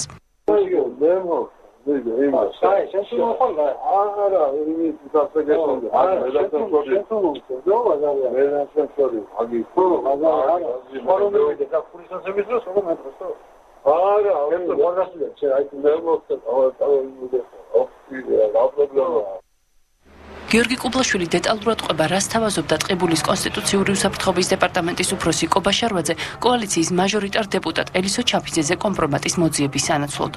კობა შარვაძე მე პირდებოდა, რომ ნიშოვიდა სამსახურს, გინდ პოლიციაში, გინდ მერიაში მეუბნებოდა, რომ აღნიშნულთან დაკავშირებით საქმის ხურში იმყოფებოდა როგორც აგრებულოს თავმჯდომარე დავით ქათამაძე, აგრეთვე ქალაქის გამგებელი ლევან თოხნაძე. ძალიან სამწუხაროა, როდესაც სამართალდამცავი ორგანოები ნაცვლად იმისა, რომ უზრუნველყოფდნენ მაჟორიტარი კანდიდატების წინასაარჩევნო შეხვედრების უსაფრთხოებას, დაკავებულები არიან პროვოკაციების მოწყობით. ბრალდებას კატეგორიულად უარყოფენ ქალაქის ხელმძღვანელი პირები. ისინი შანტაჟის მცდელობას გამორიცხავენ და კოალიციის აქტივისტს პროვოკაციაში ადანაშაულებენ. ტყიბულის გამგებელი აცხადებს, რომ კობა შარვაძე უკვე კარგა ხანია კუდის უფროსი აღარ არის და ქალაქშიც არ უნახავთ. კობა შარვაძეს ვიცნობ პიროვნულად, მაგრამ ესეთი საუბარი მე და კობა შარვაძეს შორის, რომ ვიღაცა მოისყიდე და მე იმას სამსახურს მივცემთ და დავნიშნავთ და რაღაც ფულად გარიგებაზე, ეს არის გამორიცხვა. არანაირ კომენტარს არ ვაკეთებ. იცით დაკავშირებით მოდი რა. დებატებს ნუ გამიმართა. არ გიმართავთ, ანუ არ მაინტერესებს. რაც უნდა ვინმეს უნდოდეს, რომ თავისი პერსონის ირგვლივ აჟიოტაჟი შექმნას, ეს ცდელობა ყოველთვის მარცხით დასრულდება. გიორგი კუბლაშვილი ქუთაისის პროკურატურაში სარჩელის შეტანის შესახებ საუბრობს, თუმცა პროკურატურაში აცხადებენ, რომ მსგავსი საჩივრით მათთვის არავის მიუმართავს და შესაბამისად საქმეც არ აღძრულა. რა დავალებები აქვთ მიცემული ნაციონალური მოძრაობის აქტივისტებს 1 ოქტომბრის საპარლამენტო არჩევნების გასაყალბებლად საარჩევნო უბნებზე. ამის შესახებ მეცხრე არხთან მმართველი პარტიის ყოფილი საუბნო კოორდინატორი საუბრობს. არსებული ინფორმაციით მმართველი პარტია საარჩევნო უბნებზე მარკირება გავლილი აქტივისტების ეგრეთ წოდებულ კარუსელებში მონაწილეობისთვის ჩართვას გეგმავს. ამ ინფორმაციაზე ნაციონალურ მოძრაობაში კომენტარს არ აკეთებენ, ხოლო ოპოზიციური პარტიის წარმომადგენლები აცხადებენ, რომ წლევანდელ არჩევნებში შესაძლო გაყალბების სქემებს მომზადებულები ხვდებიან. ნელი ცხაკაია გლდანის რაიონის 77 უბანზე ერთიანი ნაციონალური მოძრაობის კოორდინატორი იყო. ნანობს, რომ ზრუნვა მმართველი პარტიის წარმატების უზრუნველსაყოფად უწევდა. იცით რა არის, რამ გადამაწყვეტია? მე მოქმედო მოწმის როლში ყოფნას ნამდვილად არ ვაპირებ. და მაშინ როდესაც აი ესეთი საშინელი კადრები გავიდა, ამ კადრებმა გადამაწყვეტინა, რომ მე ჩემი რაღაც პატარა წვლილი შემიტანა ამ პატარა საქმეში. ნელი ცხაკაია იმ სქემის შესახებ ყვება, რომლითაც მმართველი პარტიის საარჩევნო კომისიის წევრები არჩევნების გაყალბებას შეეცდებიან. ის რომ თითო ამომრჩეველს რამოდენიმე პირადობის მოწმობა აქვს და ყველა უბნეზე იქ დიდუბე, ჩუღურეთი, დიღომი მიდის და იქ რომ ხმას აძლევს, ეს არ არის ახალი ამბავი. ამომრჩეველი რომ შემოდის, რომ ეთყობა იმას ხელზე, რომ უკვე მან მიიღო მონაწილეობა არჩევნებში, ესენი ახლა ყველაფერზე წავლენ. ნაციონალურ მოძრაობაში კომენტარს არ აკეთებენ, მიღებული აქვთ თუ არა კომისიის წევრებს საარჩევნო უბნებზე ამ მეთოდების გამოყენების დირექტივა. ქართულ ოცნებაში კი აცხადებენ, რომ არჩევნების გაყალბების შესაძლო სქემების გამოყენებასთან დაკავშირებით სრულად არიან ინფორმირებულები. კოალიცია ქართული ოცნების ფარგლებში ფუნქციონირებს საარჩევნო სკოლა, რომლის ფარგლებშიც მომზადდა დაახლოებით 40,000-მდე ადამიანი, ესენი არიან ჩვენი კომისიის წევრები და წარმომადგენლები და ასევე აქტივისტები. რაც შეეხება კარუსელის მეთოდს, ეს ჩვენთვის კარგად ცნობილია და ამავდროულად მინდა გითხრათ, რომ გაყალბების ამ მეთოდის საწინააღმდეგო ხერხებიც ამ ხალხმა საკმაოდ კარგად შეისწავლა. სამართლიანი არჩევნების იურისტის ნინო რიჟამაძის განცხადებით, ამ მექანიზმების გამოყენებით არჩევნების გაყალბება სისხლის სამართლის დანაშაულია. არ შეიძლება მარკირებულმა ამომრჩეველმა კვლავ მისცეს ხმა და მივიდეს ის საარჩევნო უბანზე, ანუ ხელმეორედ განახორციელოს თავისი, ასე ვთქვათ, საარჩევნო უფლება. იმ შემთხვევაში, თუ ამომრჩეველი ყალბი პირადობის დამადასტურებელი დოკუმენტით ან სხვა, ასე ვთქვათ, არარელევანტური დოკუმენტით მისცემს ხმას საარჩევნო უბანზე, ეს წარმოადგენს სისხლის სამართლის დანაშაულს. 1 ოქტომბრის საპარლამენტო არჩევნებს 33,000-ზე მეტი ქართველი და 1,500-ზე მეტი უცხოელი დამკვირვებელი დააკვირდება. საქალაქო სასამართლომ არასამთავრობო ორგანიზაციების მიერ შეტანილი სარჩელი არ დააკმაყოფილა. საია, საქართველოს მედია კლუბი, სამართლიანი არჩევნები და საერთაშორისო გამჭვირვალობა. საქართველოს ის არასამთავრობო ორგანიზაციებია, რომელმაც არჩევნებზე ფოტო, ვიდეო გადაღებების შეზღუდვები გაასაჩივრეს. როგორც ახალგაზრდა იურისტთა ასოციაციის წარმომადგენლები განმარტავენ, არასამთავრობო ორგანიზაციები დროის სიმცირის მიუხედავად მაინც ეცდებიან სარჩელი სააპელაციო სასამართლოში გაასაჩივრონ. რაციას არ უღალატა სასამართლომ და ამჯერადაც რა თქმა უნდა უარით გამოგვისტუმრა ქალბატონი დარასელია, რომელიც სასამართლოს ხელმძღვანელობდა და რომელმაც მიიღო გადაწყვეტილება. როგორც ჩანს, დიდი გულშემატკივარია მედიის და ამიტომ გამოიტანა ეს გადაწყვეტილება. სასამართლომ არ გაითვალისწინა ჩვენი არგუმენტები და არ დააკმაყოფილა სარჩელი, თუმცა ეს არ არის საბოლოო გადაწყვეტილება. მისი გასაჩივრება სააპელაციო სამართლოში კიდევ შეიძლება. მართალია ძალიან ცოტა დროა დარჩენილი, მაგრამ სავარაუდოდ ვეცდებით, რომ ეს გზაც გამოვიყენოთ. აჭარის საარჩევნო ოლქებში არჩევნებს დამკვირვებლების სტატუსით საჯარო მოხელეები დააკვირდებიან. ისინი აჭარის უმაღლესმა საარჩევნო კომისიამ დამკვირვებლების სიაში უკვე შეიყვანა. მოხელეები სწორედ არჩევნების პერიოდში გაუშვეს შვებულებაში. რატომ გადაწყვიტეს შვებულების აღება და არჩევნებზე დაკვირვება? ამ შეკითხვაზე ტელეკამერების წინ თანამდებობის პირები არ საუბრობენ. საპარლამენტო არჩევნებზე ტექნიკური თანამშრომლებიც გამოჩნდებიან, რომელთა საქმიანობაც ბიუჯეტიდან 25,000 ლარი დაფინანსდება. ჩვენი რეპორტაჟი ბათუმიდან.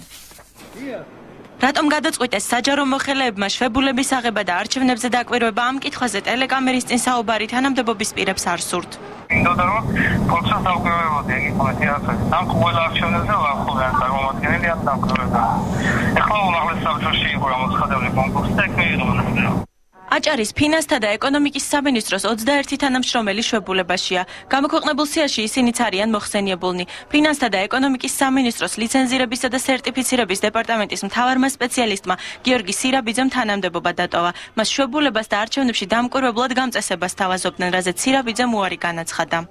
ჩვენს ფუნქციაში შედიოდა ის, რომ რაც ოპოზიციური პარტიის, ვინც ოპოზიციური პარტია კი მოგეხსენება თქვენ, საჩივარი არ უნდა დაეწერათ იმათ, რომ უბანი არ ჩავარდნილიყო და ასე შემდეგ და ასე შემდეგ. მე დღესაც ვერ ხვდები კონკრეტულ დავალებას. უმაღლეს საარჩევნო კომისიაში ამბობენ, რომ 71 ადამიანი, რომელიც არჩევნებს დააკვირდება და რომელთა უმრავლესობა საჯარო მოხელეა, გასამრჯელოს არ მიიღებს. მათი შერჩევა კი კონკურსის წესით მოხდა. განაცხადების საფუძველზე კომისიამ, რომელიც შედგებოდა უსკოს წევრებისა და აპარატის თანამშრომლებისაგან, მათ შორის უსკოს ოპოზიციური პარტიის მიერ დანიშნული წევრებისაგან, მიიღო გადაწყვეტილება და კომისიას სხდომაზე წარუდგინა 71 ადამიანი. უსკოს მიერ დამკვირვებლების სიაში შეყვანილ ადამიანებთან ერთად აჭარაში საარჩევნო უბნებზე შესვლის უფლება აქვს კიდევ 74 პირს. ოლქის მთავარი იურისტი მათ ტექნიკური სამსახურის თანამშრომლებს და კომისიის წევრების დამხმარე პერსონალს უწოდებს. ტექნიკური სამსახურის თანამშრომლებისთვის ბიუჯეტიდან 24,550 ლარი დაიხარჯება. კონკრეტული ფუნქციები არის უშუალოდ დაეხმარონ უნდა საოლქო საარჩევნო კომისიას. მოგეხსენებათ, რომ ტარდება ერთდროულად ორი არჩევნები. ეს ადამიანები არის აი ამ კონკრეტულ აჭარის არჩევნებთან დაკავშირებით, მათ არანაირი შეხება არ აქვთ საქართველოს პარლამენტის არჩევნებთან დაკავშირებით. პაატა ჯალაღონია უმაღლესი საბჭოს ამ გადაწყვეტილებას უპრეცედენტოს უწოდებს. იმის გათვალისწინებით, რომ საქართველოში ყველა საჯარო დაწესებულება ცალსახად მუშაობს, მმართველი პარტიის სასარგებლოდ ვფიქრობთ, რომ უმაღლეს საარჩევნო კომისიას არ უნდა დაენიშნეს ადამიანები. აჭარის უმაღლესი საარჩევნო კომისიის ამ ინიციატივას მხარი ქრისტიან დემოკრატებმა დაუჭირეს. ლეიბორისტული პარტიის წარმომადგენლის ხდომას არ ესწრებოდა. წინააღმდეგი მხოლოდ ქართული ოცნების წარმომადგენლები იყვნენ. იგივე პრობლემაა გურიაში. საჯარო სკოლის 84 პედაგოგი, საბავშვო ბაღის 32 ამღვრდელი, ოზურგეთის გამგეობის 25, ოზურგეთის მუნიციპალიტეტის მიერ დაფუძნებული არამომგებიანი იურიდიული პირის 22 და ოზურგეთის საკრებულოს 6 თანამშრომელი, ასევე ოზურგეთის საგანმანათლებლო რესურს ცენტრის 4 თანამშრომელი. ეს ის ძირითადი კონტინგენტია, რომლითაც ნომერ 60 ოზურგეთის საარჩევნო ოლქში შემავალი საარჩევნო საუბნო კომისიაა დაკომპლექტებული. კომისიის წევრების უმრავლესობას შვებულებით არც უსარგებლია. ზოგიერთ მათგანს კი შვებულების ვადა უკვე ამოეწურა და შესაბამისად შეუწყდა უფლებამოსილება, რაც ოპოზიციის თქმით ადმინისტრაციული რესურსის პირდაპირი გამოყენებაა.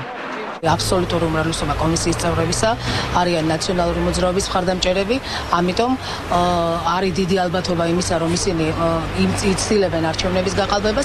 არის ადამიანების კატეგორია, რომლებიც იმყოფებოდნენ შეულებაში, რომლებსაც გაუმთავრდათ უკვე საშუალებობა და პარალელურ რეჟიმშიც აგრძელებენ ისინი მუშაობას, თან კომისიის წევრები არიან და თანაც მუშაობენ აი ამ კონკრეტულ სამსახურებში. იმასთან დაკავშირებით, რომ ვარ კომისიაში, ჩემს სამსახურმა შემიძლია უბრალოდ მოცილება. საკრებულოს ოპოზიციონერი წევრი ასეთ პირობებში სამართლიანი არჩევნების ჩატარებას შეუძლებლად მიიჩნევს. გადაწყვეტილება მიიღება კომისიის წევრების სუბიექტური დამოკიდებულების მიხედვით და რადგან უმრავლესობაში არიან საოლქო კომისიაში და ცენტრალურ საარჩევნო კომისიაში ხელისუფლების წარმომადგენლები ბუნებრივია გადაწყვეტილება სწორედ იმ ადამიანების სასარგებლოდ მიიღებიან, რომლებიც ნაციონალური მოძრაობის მხარდამჭერები არიან. საარჩევნო ოლქის თავმჯდომარის განცხადებით, ეს ადამიანები საარჩევნო გამოცდილების მიხედვით კონკურსის წესით შეარჩიეს. პედაგოგები საჯარო მოხელებად არ ითვლებიან, ასე რომ სრული უფლება აქვს ფაქტი ან საჩივარი მაგსაკეთთან დაკავშირებით შეუთავსებლებაზე საუმართლო ზურგეთის საარჩევნო კომისიაში არ დაფიქსირება. მეცხრე არხისთვის მიწოდებული ოფიციალური დოკუმენტები დასტურდება, რომ საარჩევნო ადმინისტრაციაში დასაქმებული საჯარო მოხელეების უმრავლესობას შვებულების ვადა უკვე ამოეწურა, თუმცა საუბნო კომისიებში მუშაობას მაინც აგრძელებენ. პოლიტიკური პოლარიზაცია და წინა საარჩევნო ფინანსები ეუთოს დემოკრატიული ინსტიტუტებისა და ადამიანის უფლებების ოფისის შუალედურ დასკვნაში ანგარიში, რომელიც 6-დან 19 სექტემბრამდე არსებულ პერიოდს მოიცავს, ნათქვამია, რომ 2012 წლის 1 იანვრიდან 9 აგვისტომდე ყველა პარტიას და საარჩევნო ბლოკს ერთად 20 მილიონამდე ლარი შეწირეს. აქედან ერთიან ნაციონალურ მოძრაობას 17 მილიონ ლარამდე, ქართულ ოცნებას კი 2 მილიონ ლარზე მეტი. ანგარიში სარეკლამო სივრცის გამოყენებაზეც არის საუბარი. არჩევნებზე სადამკვირვებლო მისია ქართულ დემოკრატიას აკვირდება.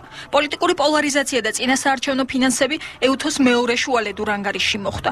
როგორც დასკვნიდან ირკვევა, ქართულ ოცნებას ნაციონალურ მოძრაობასთან შედარებით მეტი შემწირველი და 6-ჯერ ნაკლები შემოწირულობა აქვს.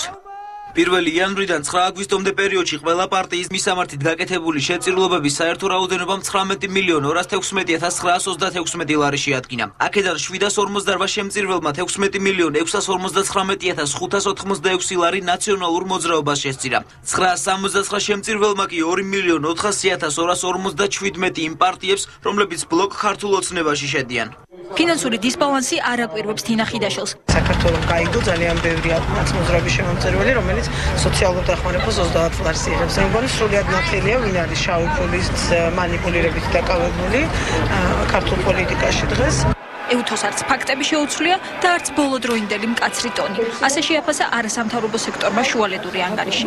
მუდმივად გვესმის, რომ იგივე ქართული ოცნების შემოწირულობა გაცილებით აჭარბებს სხვა პარტიების შემოწირულობას, თუმცა ეუთოს დასკვნა ფაქტებით საუბრობს, თუმცა ალბათ ის ფაქტი, რომ იგი ფაქტებზე ამახვილებს ყურადღებას გარკვეული დასკვნის გამოტანის საშუალებას გვაძლევს. ცუდი მომენტი არის, რომ მხოლოდ ერთი პარტიის წინააღმდეგ უფრო კაცრად ხდება გარკვეული კანონების აღსრულება და ზოგადად სანქციების გამოყენება, ხოლო მეორე პარტიის წინააღმდეგ შედარებით უფრო შერბილებული მიდგომა არის. რა თქმა უნდა, ეს თანასწორობაზე არ საუბრობს. უთანასწორო წინა საარჩევნო გარემოს ვერ ხედავს ნიკა ჩიტიძე. ექსპერტი ასკვნის, რომ ნაციონალური მოძრაობა ქართულ ოცნებას მდიდარი მხარდამჭერებით ჯობნის. სადღაც 1064 სუბიექტი, სამწერლო სუბიექტი გამოიკითხა და ისინი დადებითად უმრავლესობა 50%-ზე მეტი დადებითად აფასებს, იმ ბიზნეს გარემოს, რომელიც საქართველოშია. მათ ალბათ სურთ, ამ ბიზნეს გარემოს შენარჩუნება და ამიტომაც არის ალბათ გარკვეულწილად გამოწვეული, მათი დაინტერესება იმით, რომ მართლმა პარტიამ გაიმარჯვოს. შუალედურ ანგარიში ახალგაზრდული პროტესტიც მოხდა. ეუთო ამ მოვლენების საარჩევნო კამპანიასთან კავშირს გამორიცხავს და ამბობს, რომ კვლავ დააკვირდება პოლიტიკოსების რეაქციას ადამიანის უფლებების დარღვევის ფაქტებზე. ბარსელონასა და ანკარაში საქართველოს კონსულების პაატა პაპუაშვილისა და გელა ჯაფარიძის მიერ თანამდებობის დატოვების მიზეზი ქართულ ციხეებში პატიმრების წამების ფაქტებით გამოწვეული პროტესტია, თუმცა გამორიცხული არ არის, რომ დიპლომატების თანამდებობის დატოვების შესახებ გადაწყვეტილება 1 ოქტომბრის საპარლამენტო არჩევნებს უკავშირდებოდეს, რადგან ესპანეთი და თურქეთი სწორედ ის ქვეყნებია, სადაც ქართველი ემიგრანტების დიდი რაოდენობა ცხოვრობს. დიპლომატები ამის შესახებ ხმამაღლა არ საუბრობენ, თუმცა მათი ყოფილი კოლეგები აშკარად მიუთითებენ, რომ შესაძლოა კონსულებს ხელისუფლების მხრიდან ემიგრანტთა ხმების მანიპულირების მიზნით მითითებები ჰქონდათ მიცემული. ბარსელონაში საქართველოს კონსულმა პაატა პაპუაშვილმა პროტესტის ნიშნად თანამდებობიდან წასვლის შესახებ 24 სექტემბერს განაცხადა. ხოლო მომდევნო დღეს თანამდებობა ანკარაში საქართველოს კონსულმა გელა ჯაფარიძემ დატოვა. დიპლომატები გადადგომის ძირითად მიზეზად პატიმრების წამების ამსახველ კადრებს ასახელებენ. თუმცა საუბრობენ იმ პრობლემებზეც, რომლებიც ესპანეთსა და თურქეთში ქართველ ემიგრანტებს წინასაარჩევნოდ ექმნებათ. ადამიანებს, ვინცაც ჰქონდა სურვილი, შეეძლოთ რომ თქვათ ჩაწერა გაეკეთებინათ, აეღოთ ცნობა და შემდეგ საარჩევნო სიაში მოხვედრილიყვნენ. შეიძლება უფრო მეტად გართულებული ვიდრე მანამდე. არის კატეგორია მოქალაქეებს, რომლებიც ცხოვრობენ ანტალიაში, ალანიაში, სიტყვაზე კიდე იქით მოშორებით აღმოსავლეთ პროვინციაში, სადაც მანძილები თქვა ანკარასა და ანტალიას შორის 600 კილომეტრამდეა და უფრო იქით არის 700, 800, 1000, 1200 კილომეტრამდე. ამერიკის შეერთებულ შტატებში ყოფილი ელჩის თედო ჯაფარიძის განცხადებით, გამორიცხული არ არის, რომ ესპანეთსა და თურქეთში ქართველ დიპლომატებს ხელისუფლებისგან ისეთი დავალება მიეღოთ, რომელიც მათ ემიგრანტთა საარჩევნო ხმებით მანიპულირების საშუალებას მისცემდა. პროტესტი მათი, რა თქმა უნდა, დაკავშირებულია პირველ რიგში იმასთან, თუ რაც იხილეს მათ ტელევიზიით, მაგრამ ალბათ იმასთანაც, რომ მათ მიიღეს რაღაც განსაკუთრებული დავალება და ამ ადამიანებმა გამოავლინეს ესეთი პრინციპული მიდგომა, რომ არ სურთ მათ მიიღოთ მონაწილეობა ამ გაყალბებაში. დიდ ბრიტანეთში საქართველოს ყოფილი კონსული, ასევე საგარეო საქმეთა სამინისტროს საკონსულო დეპარტამენტის ყოფილი დირექტორი კონსტანტინე სურგულაძე არ გამორიცხავს, რომ ქართველი კონსულების გადადგომა არჩევნებთან იყოს დაკავშირებული. დანაშაულებრივი გზებით მოხდა ხალხის გამოთიშვა არჩევნებიდან. თვითონ კონსულები იყვნენ უშუალო შეხებაში ამ რეგისტრაციასთან და ის დავალებები, რაც მოდიოდა მათთან, რა თქმა უნდა, უქმნიდა ძალიან დიდ დისკომფორტს თვითონ ჩვენს კონსულებს. საზღვარგარეთ საარჩევნო უფლების მქონე 42612 ამომრჩეველია ოფიციალურად აღრიცხული. მეცხრე არხი დაინტერესდა კონკრეტულად რამდენმა ამომრჩეველმა გაიარა საარჩევნო რეგისტრაცია ესპანეთსა და თურქეთში. თუმცა აღნიშნულ ქვეყნებში საქართველოს საელჩოებში ასე გვიპასუხეს. მიმართეთ CSKOS ცენტრალურ საარჩევნო კომისიას და იქ მიიღებთ ამაზე პასუხს. საარჩევნო სიასთან დაკავშირებით, ამომრჩევლებთან დაკავშირებით კომპეტენტურები არიან ისინი, ანუ ყველანაირი პასუხის გაცემა შეუძლიათ მათაც. იმავე შეკითხვით ცენტრალური საარჩევნო კომისიის პრესამსახურს მივმართეთ, თუმცა პასუხი ვერც CSKOS-გან მივიღეთ. ოარი უნდა გითხრას ავწუხაროთ, ახლა ვილაპარაკეთ ჩემს სპიკერს და ვერაფრით ვერ მომახერხებთ ეს კომენტარს. ეუთოში ელჩის ყოფილი მოადგილის დავით ზალკანიანის თქმით, სწორედ ესპანეთი და თურქეთია ის ქვეყნები, სადაც ქართველი ემიგრანტების დიდი რაოდენობაა რეგისტრირებული. თურქეთი და ესპანეთი არის ის ქვეყნები, სადაც საკმაოდ დიდი რაოდენობით არის წარმოდგენილი ქართული დიასპორა და საქართველოსდან წასული მოქალაქეები და შესაძლოა ამ ფაქტმაც განაპირობა, რომ სწორედ ამ ქვეყნებში საქართველოს საკონსულო წარმომადგენლებმა გამოხატეს პროტესტი და გადადგნენ დაკავებული თანამდებობიდან. უკავშირდება თუ არა ქართველი დიპლომატების მიერ თანამდებობების დატოვება მომავალ არჩევნებს. ამ თემაზე კომენტარს არც საგარეო საქმეთა სამინისტროში და არც ნაციონალურ მოძრაობაში არ აკეთებენ. და ამ წუთებში ცნობილი ხდება, რომ ბიძინა ივანიშვილის დაცვის წევრი, რომელმაც დღეს კომპრომატები გაავრცელა, გაუჩინარებული ამის შესახებ ინფორმაციას პირველ რიგში გურიანიუსი ავრცელებს სააგენტოს ცნობით ოჯახი ამ წუთებში ადვოკატებთან ერთად ცდილობს სურმავას ადგილსამყოფელის დადგენას. ბიძინა ივანიშვილის დაცვის წევრის ბესოს სურმავას მეუღლე მაკა ლობჟანიძე საუბრობს, რომ მისი მეუღლის ადგილსამყოფელი უცნობია. მისივე ინფორმაციით ის სამართალდამცველებს ყავთ აყვანილი. დაკავების მიზეზი ლობჟანიძისთვის უცნობია, ამბობს, რომ მიმართვა, რომელიც დღის მეორე ნახევარში გავრცელდა, ძალდატანების შედეგია. იგივეს ამბობს სურმავას ცოლის ძმაც. ბესო დილით აიყვანეს სამართალდამცველებმა, ის მორიგეობიდან სახლში ბრუნდებოდა და გზიდან გაუჩინარდა.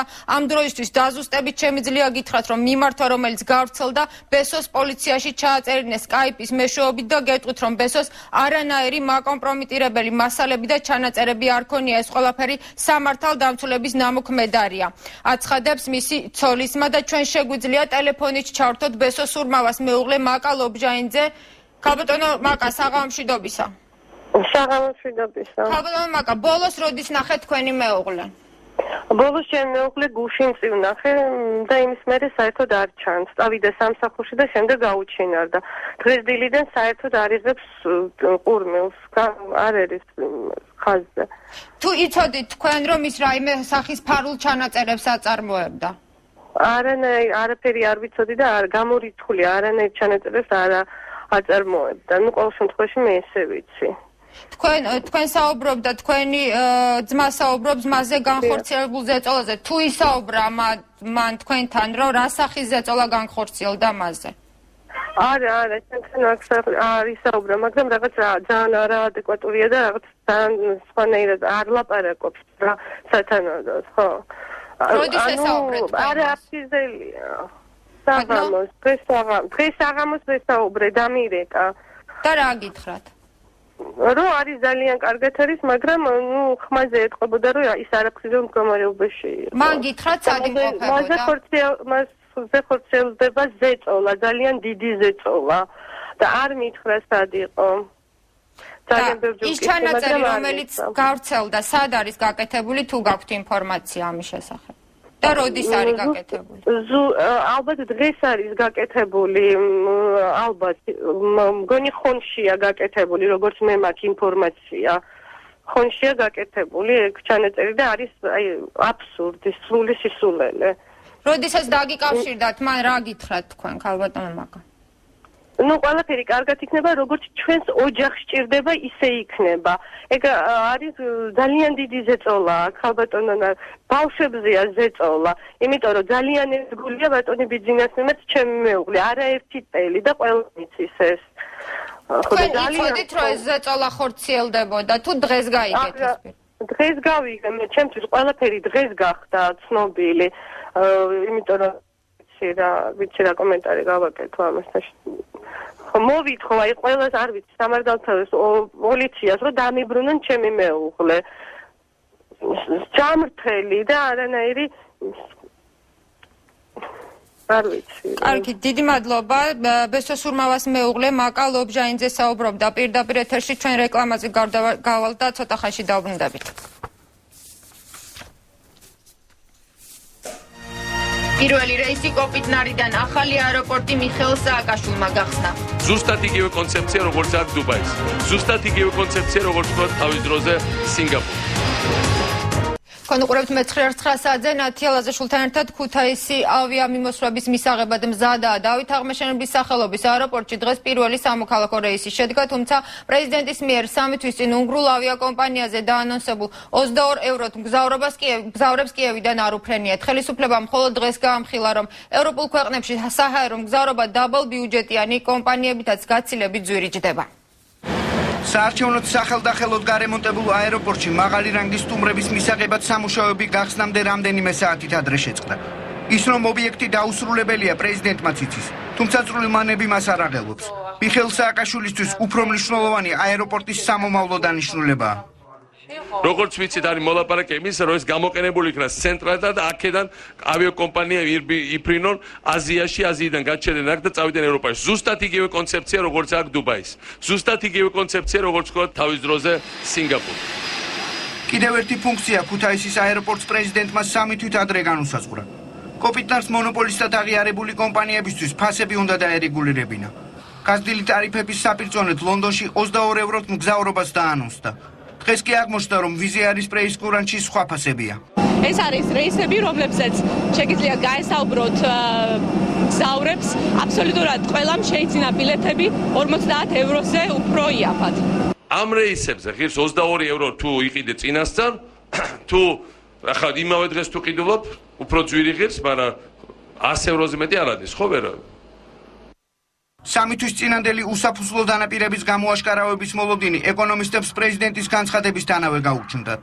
შეიძლება ვიღაცისთვის დამაჯერებელი ყოფილიყო ეს განცხადება, თუმცა ვინც სარგებლობს აეროპორტის მომსახურებით ხშირად, ის ალბათ ადვილად მიხვდებოდა, რომ ეს ფასი არ არის ის ფასი, რომელიც შეიძლება რეალურად იყოს და ფასი, რომელიც ასე ვთქვათ, ეკონომიკურად ადეკვატურია. ქუთაისის აეროპორტიდან კიევისა და მოსკოვის მიმართულებით ფრენის უფლებას დღემდე უშედეგოდ უთხოვს კავკასიუსი არის პრეზიდენტი. აეროპორტების გაერთიანებისგან დაპირებული კონტრაქტის დაბლოკვას გიორგი კოდუა ეკონომიკის სამინისტროს მიზანმიმართულ პოლიტიკას მიაწერს. მეხუთედი რო ყოფილიყო ესეთი პიარი, როგორი პიარის გაკეთდა ავიაკომპანია ვიზიარს, გაეკეთებიათ ქართულ ავიაკომპანიისთვის, ჩვენ გართულნებთ პასუხს ვაგებ ამ სიტყვებზე, რომ უფრო მეტ რეისებს გავხსნიდი, უფრო მეტ ფასს დავწევდი და უფრო ვიქნებოდი ორიენტირებული კომფორტზე, ფასზე და სერვისზე. აირზენა ქუთაისის ფრენების დაწყებას გამორიცხავს. პიკერძოებული სახელმწიფო რეგულირების პირობებში კომპანია ახალ სეგმენტზე შესვლას უპერსპექტივო საქმედ მიიჩნევს. რა ხდება დავით აღმაშენებლის სახელობის ახალ გასნილ აეროპორტში დღის ბოლოს და მუშაობს თუ არა ობიექტი პრეზიდენტის წასვლის შემდეგ. ამის გარკვევას ქუთაისში მყოფი იმედა დარსალიას შეეცადა, რომელსაც ახლა პირდაპირ ეთერში ვრთავთ. იმედა, რა ხდება აეროპორტში მას შემდეგ, რაც ის სამთავრობო დელეგაციამ დატოვა. მას შემდეგ, რაც პრეზიდენტმა სააკაშვილმა დღეს დავით აღმაშენებლის სახელობის საერთაშორისო აეროპორტი გახსნა, რამდენიმე საათში ჩვენ ვცადეთ დაგვეთვალიერებინა ეს შენობა და შესაბამისად ევროპაში 27 ევროდ გადაფრენის შანსებიც მოგვესინჯა. თუმცა ის, რაც მე დღეს არ ვნახე, პრინციპში მოულოდნელი არ ყოფილა ჩემთვის. ევროპაში კი არა, თბილისშიც ვერ გადაფრინდებით ერთი უბრალო მიზეზის გამო. ეს აეროპორტი არ არის დასრულებული და არც ფრენები წარმოებს აქედან. თქვენ შეგიძლიათ ნახოთ, რა მდგომარეობაში გახსნა დღეს ქვეყნის პრეზიდენტმა ეს აეროპორტი. დაუსრულებელი გარე ფასადები, ასევე დაუმთავრებელი ინტერიერი, ჭერი, ეს ის არის, რაც გარედან ჩანს. სამწუხაროდ შიგნით შესვლის საშუალება უფლება დღეს ჩვენ არ გქონდა, გვითხრეს, რომ არავინ არის შიგნით და შესაბამისად ბილეთებსაც ვერ შევიძენდით.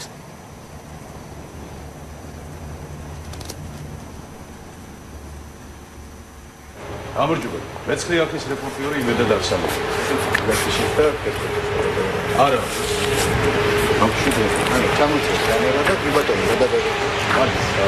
მაინტერესებს გაიხსნა აეროპორტი, თუ შეგვიძლია ვიდეო ვისაუბროთ და გადავხდით. არავინ არა, ფიზიკურად შეიძლება. ეს ხო გაიხსნა აეროპორტი. ბილეთები. არავინ არა, ფიზიკურად მოხერხებული არა, ეს მუშაობს რაღაცა დროის განმავლობაში? თუ როგორ არის თერაპია? შეიძლება. არავინ არ არის რომ დავილაპარაკო? არა, ძალიან გვაინტერესებს ახლა, გავთიშოთ, არ გავთიშოთ, მაინტერესებს. შემიძლია თუ არა გადაფრინდეთ დღეს? ბილეთის კიდო და გადაფრინდეთ რა კამერა. გარედან ვიღოთ. გადავიღოთ, გარედან გადავიღოთ. ერთ სიტყვით აი ასე გამოიყურება რამდენიმე საათის შემდეგ დღეს გახსნილი საერთაშორისო აეროპორტი, დავით აღმაშენებლის სახელობის საერთაშორისო აეროპორტი, რომლის გახსნას პრეზიდენტთან ერთად მთავრობის წევრები და ასევე უნგრეთის პრემიერ-მინისტრი ვიქტორ ორბანის ესწრებოდა. მადლობა იმედა, ეს იყო პირდაპირ ჩართვა კოპიტნარიდან და კიდევ ერთი დაუსრულებელი შენობა, რომელიც დღეს პრეზიდენტმა გახსნა. საქართველოში ოფიციალური ვიზიტით მყოფმა უნგრეთის პრემიერმა დღის ბოლოს პრესკონფერენცია მიხეილ სააკაშვილთან ერთად გამართა. ვიქტორ ორბანმა მომავალ საპარლამენტო არჩევნებზეც ისაუბრა და აღნიშნა, რომ ხალხს დაფიქრება და სწორი არჩევანის გაკეთება მოუწევს, თუ ვის ანდობს ქვეყნის მართვას. How much we Hungarians appreciate what you have done here in your country in the recent years. მინდა გითხრათ, თუ რაოდენ აფასებს უნგრელი ხალხი იმ მიღწევებს, რომელიც თქვენ აქ მიაღწიეთ. We appreciate very much how many efforts you have taken in order to change the character of your post-communist country to the competitive European one.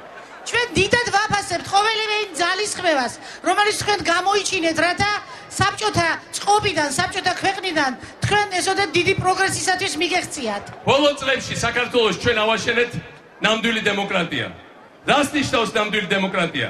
ნამდვილი დემოკრატია ნიშნავს იმას, რომ ხალხის ბედს წყვეტს არაერთი და იგივე 200 კაცი, არაერთი და იგივე ერთი ქუჩა საქართველოს დედაქალაქში. არამედ საქართველოს ბედს წყვეტს თითოეული თქვენგანი. დღეს საქართველოს ბედი არის არა მთავრობის ხელში, არა ჩემს ხელში, არა უცხოელების ხელში, თქვენს ხელშია, ჩემო მეგობრებო. ხო ეგონათ რომ ყველაფერი გაჩარხეს და ყველაფერი წესრიგში იყო. ხო იკითხა მათმა ბატონ პატრონმა, როდის არის საქართველოში არჩევნებიო? ხო მიცა 2 მილიარდი, ხო დაუმზადა კომპრომატები, ხო გაუკეთა ყველაფერი. მაგრამ ყველაფერზე ამის შემდეგ 1 ოქტომბერს ერთი სუბიექტი გამორჩა ამ მთელი პროცესის. ყველაფერი თავის ადგილზე აქვს. ფულიც, გაღიტული ხალხიც, კომპრომატებით, მაგრამ ერთი ვინმე გამოგჩათ, ჩვენ გამორჩით, ქართველი ერი გამორჩათ ხედველობიდან. გადათხილი ქუჩები, ხარაჩოები და ახალი მშენებლობების ადგილზე დადგმული ბილბორდები. ფოთის ცენტრის რეაბილიტაცია ფაქტობრივად 24 საათიან რეჟიმში მიმდინარეობს. ქალაქი სადაც 4 წლის წინ საპარლამენტო არჩევნებისთვის დაანონსებული ეკონომიკური სასწაული უნდა დაწყებულიყო, 4 წლის შემდეგ ისევ აქტუალური ხდება. ფოთი კიდევ ერთი არჩევნების მოლოდინშია, სწორედ ამ დროისთვის უნდა დასრულდეს სამუშაოები, რომელიც ფოთელების ერთი ნაწილის თქმით უხარისხოდ კეთდება. რატომ ახსენდება ზღვისპირა ქალაქი ხელისუფლებას საარჩევნოდ და რა პარალელები ივლება 2008 წლის საპარლამენტო არჩევნებთან. ფოთის ახალ ინდუსტრიულ ზონაში ჩაიდება $200 მილიონ მეტი ინვესტიცია, ეს მინიმუმია და ბევრად უფრო მეტი ჩაიდება, ამაში დარწმუნებული ვარ და დასაქმდება 10,000 ჩვენი თანამემამულე. ფოთის აღმშენებლობას პრეზიდენტი სააკაშვილი 4 წლის წინ 2008 წლის 15 აპრილს თავისუფალი ინდუსტრიული ზონის გახსნის დღეს განიხილავდა. ინდუსტრიული ზონის პროექტის პრეზენტაციაზე სააკაშვილმა ზონის განვითარების პროცესს ოქროს საწყისი უწოდა. დაპირებების მიუხედავად ფოთელები ამბობენ, რომ 4 წლის განმავლობაში ფოთში არც ცათამბჯენები აშენებულა და ფოთის ოქროს საწყისიც მხოლოდ საბილბორდე სლოგანი აღმოჩნდა. 20,000 ადგილს კი დაგვიდა, მაგრამ 20 კაცი არ მუშაობს ალბათ უკვე. იმდენი დააკვო. რაც მუშაობდა, ისიც განახილდა, მეტი თუ არა. რაც დაგვიდა, რაც უნდა აშენებულიყო, იქ 450 საწარმო არ აშენებულა, ალბათ ერთი საწარმოც არ აშენებულა. ერთი და იგივე ორჯერ გაიხსნება. ეს იმას კი არ ნიშნავს, რომ რაღაცა გაკეთდა ფოთში. არავით არის სამუშაო ადგილი, არავით არის საწარმო, იქ არ ფუნქციონირებს. და მომავალი არის კიდე ამასთან დაკავშირებით გაურკვეველი. ეთყობა ვიღაცას სჭირდებოდა ეს რაღაცის გადასაფარად და რაღაცა იყო ის, რომ ერთი კვირით ადრე, ესე იგი 14 აპრილს პრეზიდენტმა ხელი მოაწერა თავისუფალი ინდუსტრიული ზონის გახსნას და 8 აპრილს ხელი ქონია მოწერილი ნავსადგურის გაყიდვაზე პირდაპირი წესით. ხელისუფლების 4 წლის წინანდელი გრანდიოზული დაპირებები მხოლოდ კლიპში შემორჩა. მათი ნაწილის ჩავარდა თავად პრეზიდენტმაც აღიარა. ფოთის საკრებულოს წევრი ამბობს, რომ სააკაშვილს და ზოგადად ხელისუფლებას ფოთის საარჩევნოდ კიდევ ერთხელ გაახსენდა. ყველაფერი რასაც აკეთებს ხელისუფლება, ეს არის უბრალოდ ფასადური, უბრალოდ რაღაცაერად კიდევ ერთი სიცრუე და მოატყუონ ადამიანების სინამდვილეში რეალურად. ხელისუფლება რეალურად ნამდვილად არ ფიქრობს. შეოჯახაში ნებულო ვეკითხებით მერიას, ვეკითხებით საკრებულოს უმრავლესობას, რომ რა გვეჩქარება ხალხო, რატომ 24 საათი ხამითაც მუშაობთ? ხამით აგებული ასფალტი ან ხამით გაკეთებული საქმე ვარ გასაერთოდ. რა გვეჩქარება მეთქი? არო პრეზიდენტის ჩამოსვლამდეო უნდა მოესწროს ეს ყველაფერი. სამუშაოების ნაწილის არჩევნებამდე დასრულებას ფოთის მერიაშიც ადასტურებენ. ინფრასტრუქტურული პროექტების ნაწილი კი მომდევნო თვეებშიც გაგრძელდება. სექტემბრის ბოლოს არის გარკვეული ნაწილი იქნება შესრულებული, თუმცა სხვადასხვა სამშენებლო სამუშაოები იქნება ასევე გაგრძელებული ოქტომბრისა და ნოემბრის ჩათვლით. პრეზიდენტ სააკაშვილის ფოთის ვიზიტი საკათედრო ტაძრის გახსნასთან ერთად პატრიარქის ინიციატივით გაურკვეველი დროით გადაიდო. არადასწორად ამ დღეს იგეგმებოდა განახლებული ქალაქის ცენტრის პრეზენტაციაც. 32 წლის ახალგაზრდა უსახსრობის გამო შესაძლოა დაიღუპოს. ის ამბობს, რომ ოპერაცია ონკოლოგიურ საავადმყოფოში უნდა გაეკეთებინა, თუმცა პაციენტის საოპერაციოდან უკან გამოუშვეს. ექიმებმა ოპერაციაზე უარის თქმის მიზეზად სადაზღვევო კომპანია ალფას მიერ მის დაფინანსებაზე უარი დაასახელეს. სადაზღვევო კომპანიაში კი აცხადება, რომ თუ პაციენტს სურს ონკოლოგიურში ოპერაციის გაკეთება, გადაწყვეტილება კონსილიუმმა უნდა მიიღოს, რის შემდეგაც ოპერაციის ხარჯებს კომპანია დაფარავს. 32 წლის მაია სამადალაშვილი, რომლის გადასარჩენად სასწრაფო ოპერაცია იყო საჭირო, ონკოლოგიური საავადმყოფო საოპერაციოდან უკან გამოაბრუნეს. პაციენტი ტუბ-ცენტრში რამდენიმე თვე ამკურნალობს, თუმცა სუნთქვის მწვავე უკმარისობის გამო სიკვდილს რამდენჯერმე გადაურჩა. ონკოლოგიურში გამოკვლევებზე მისულს კი განუცხადეს, რომ მისი სიცოცხლე ოპერაციის სასწრაფოდ გაკეთებაზეა დამოკიდებული. სახელმწიფო დაზღვევის პოლიცით ოპერაციაზე სადაზღვევო კომპანია ალფამ უარი თქვა და მისი ტუბ-ცენტრში დაბრუნება მოითხოვა. ოპერაცია სულ 850 ლარი ჯდება. დავწაკითხე დისპანსერში. ეს ტუბერკულოზის გამო ოპერაციაც გამიკეთეს რაღაც. მაგრამ მე დამრჩა ეს სუნთქვის უკმარისობა და ეს ვერ სუნთქავ, მეჭირს ძალიან სუნთქვა. სამადალაშვილის დედა ყვება, რომ მაია უკვე საოპერაციოდ ყავდათ გამზადებული, როცა ექიმს სადაზღვევოდან დაურეკეს და ოპერაციის შეჩერება მოსთხოვეს. ექიმი გამოვიდა და მეუბნება, რა ვქნა ქალბატონო. რეკავენ და მეუბნებიან, რომ არ გააკეთო, არ დაადო ხელი. მე არ ვიცი იმას, ალბათ ემუქრებოდნენ, იმიტომ რომ ის იყო მუქარა ფაქტი, არ გააკეთო, ჩვენ არ დავაფინანსებ და მორჩა.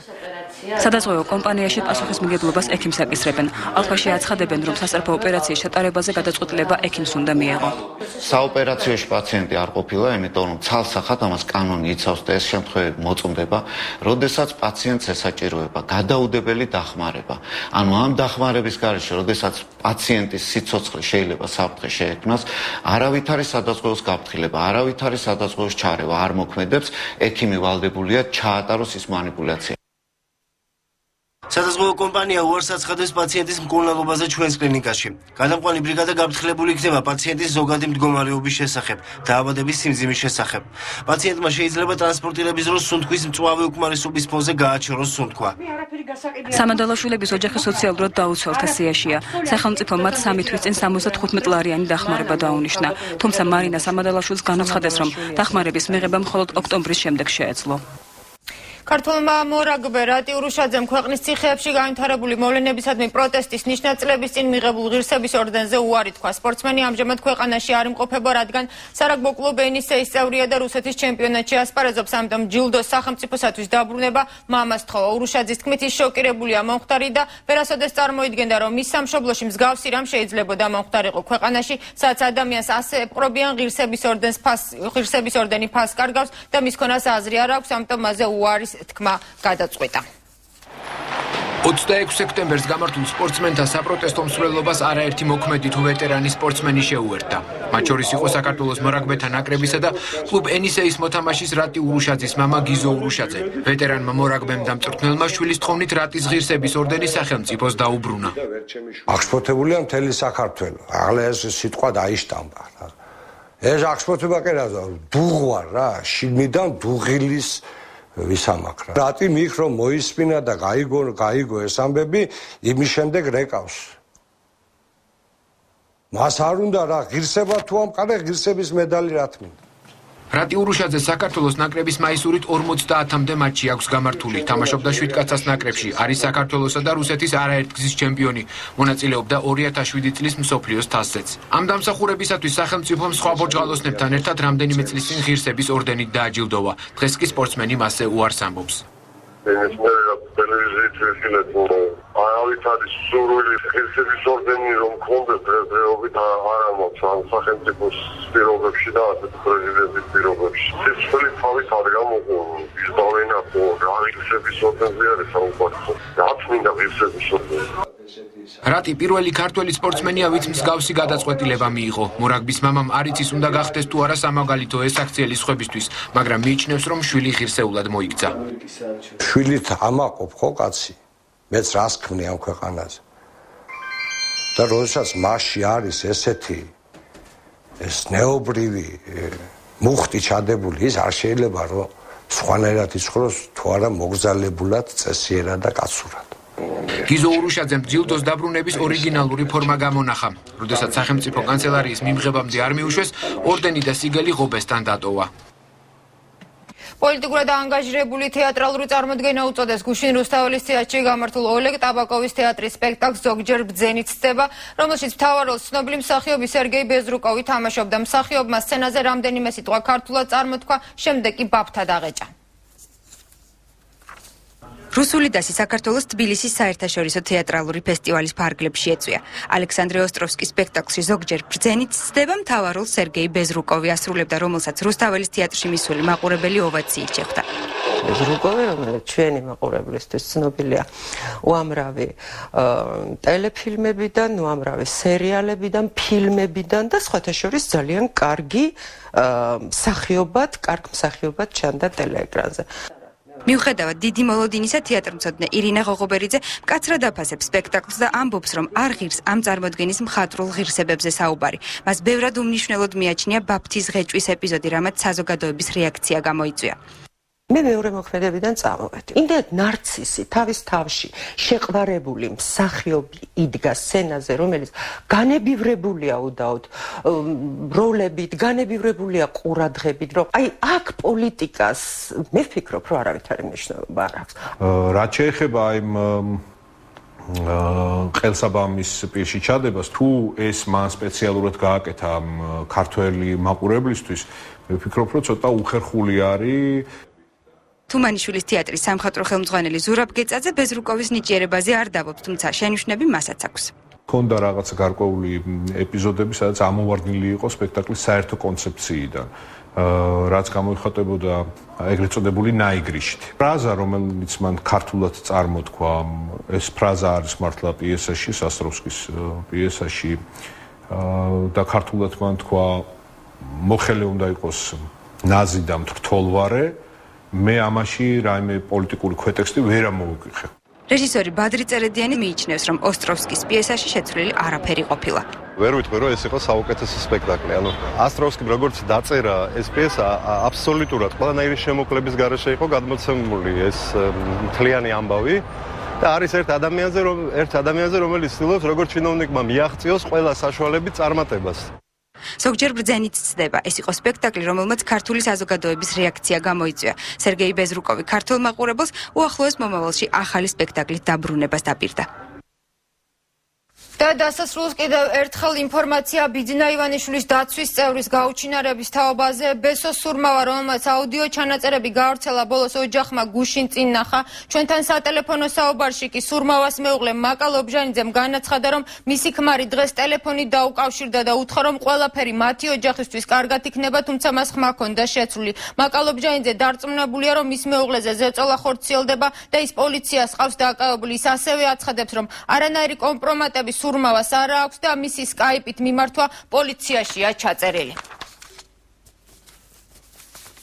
და ბოლოს ეკაბერიძე მთავარი კითხვით სტუმრებისა და მთავარი თემების შესახებ თავად გვესაუბრება ეკა საღამოშვიდობის. საღამოშვიდობისა ნათია მივესალმები ჩვენს მაყურებელს. მთავარ კითხვას დღეს იმის შესახებ თუ რატომ გადაიზარდა საარჩევნო მარათონი ვიდეო და აუდიო ჩანაწერებით ბრძოლაში პასუხს მამუკარეშიძე გასცემს.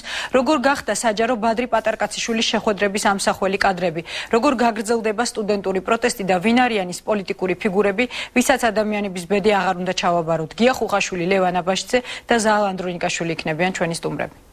მადლობა ეკა, მთავარი თემა რამდენიმე წუთში საინფორმაციო გამოშვების დასრულებისთანავე გავა პირდაპირ ეთერში. თქვენ უყურებდით მე 9:09 საათზე ნათია ლაზაშვილთან ერთად მე ხვალამდე გემშვიდობით, ნახვამდის.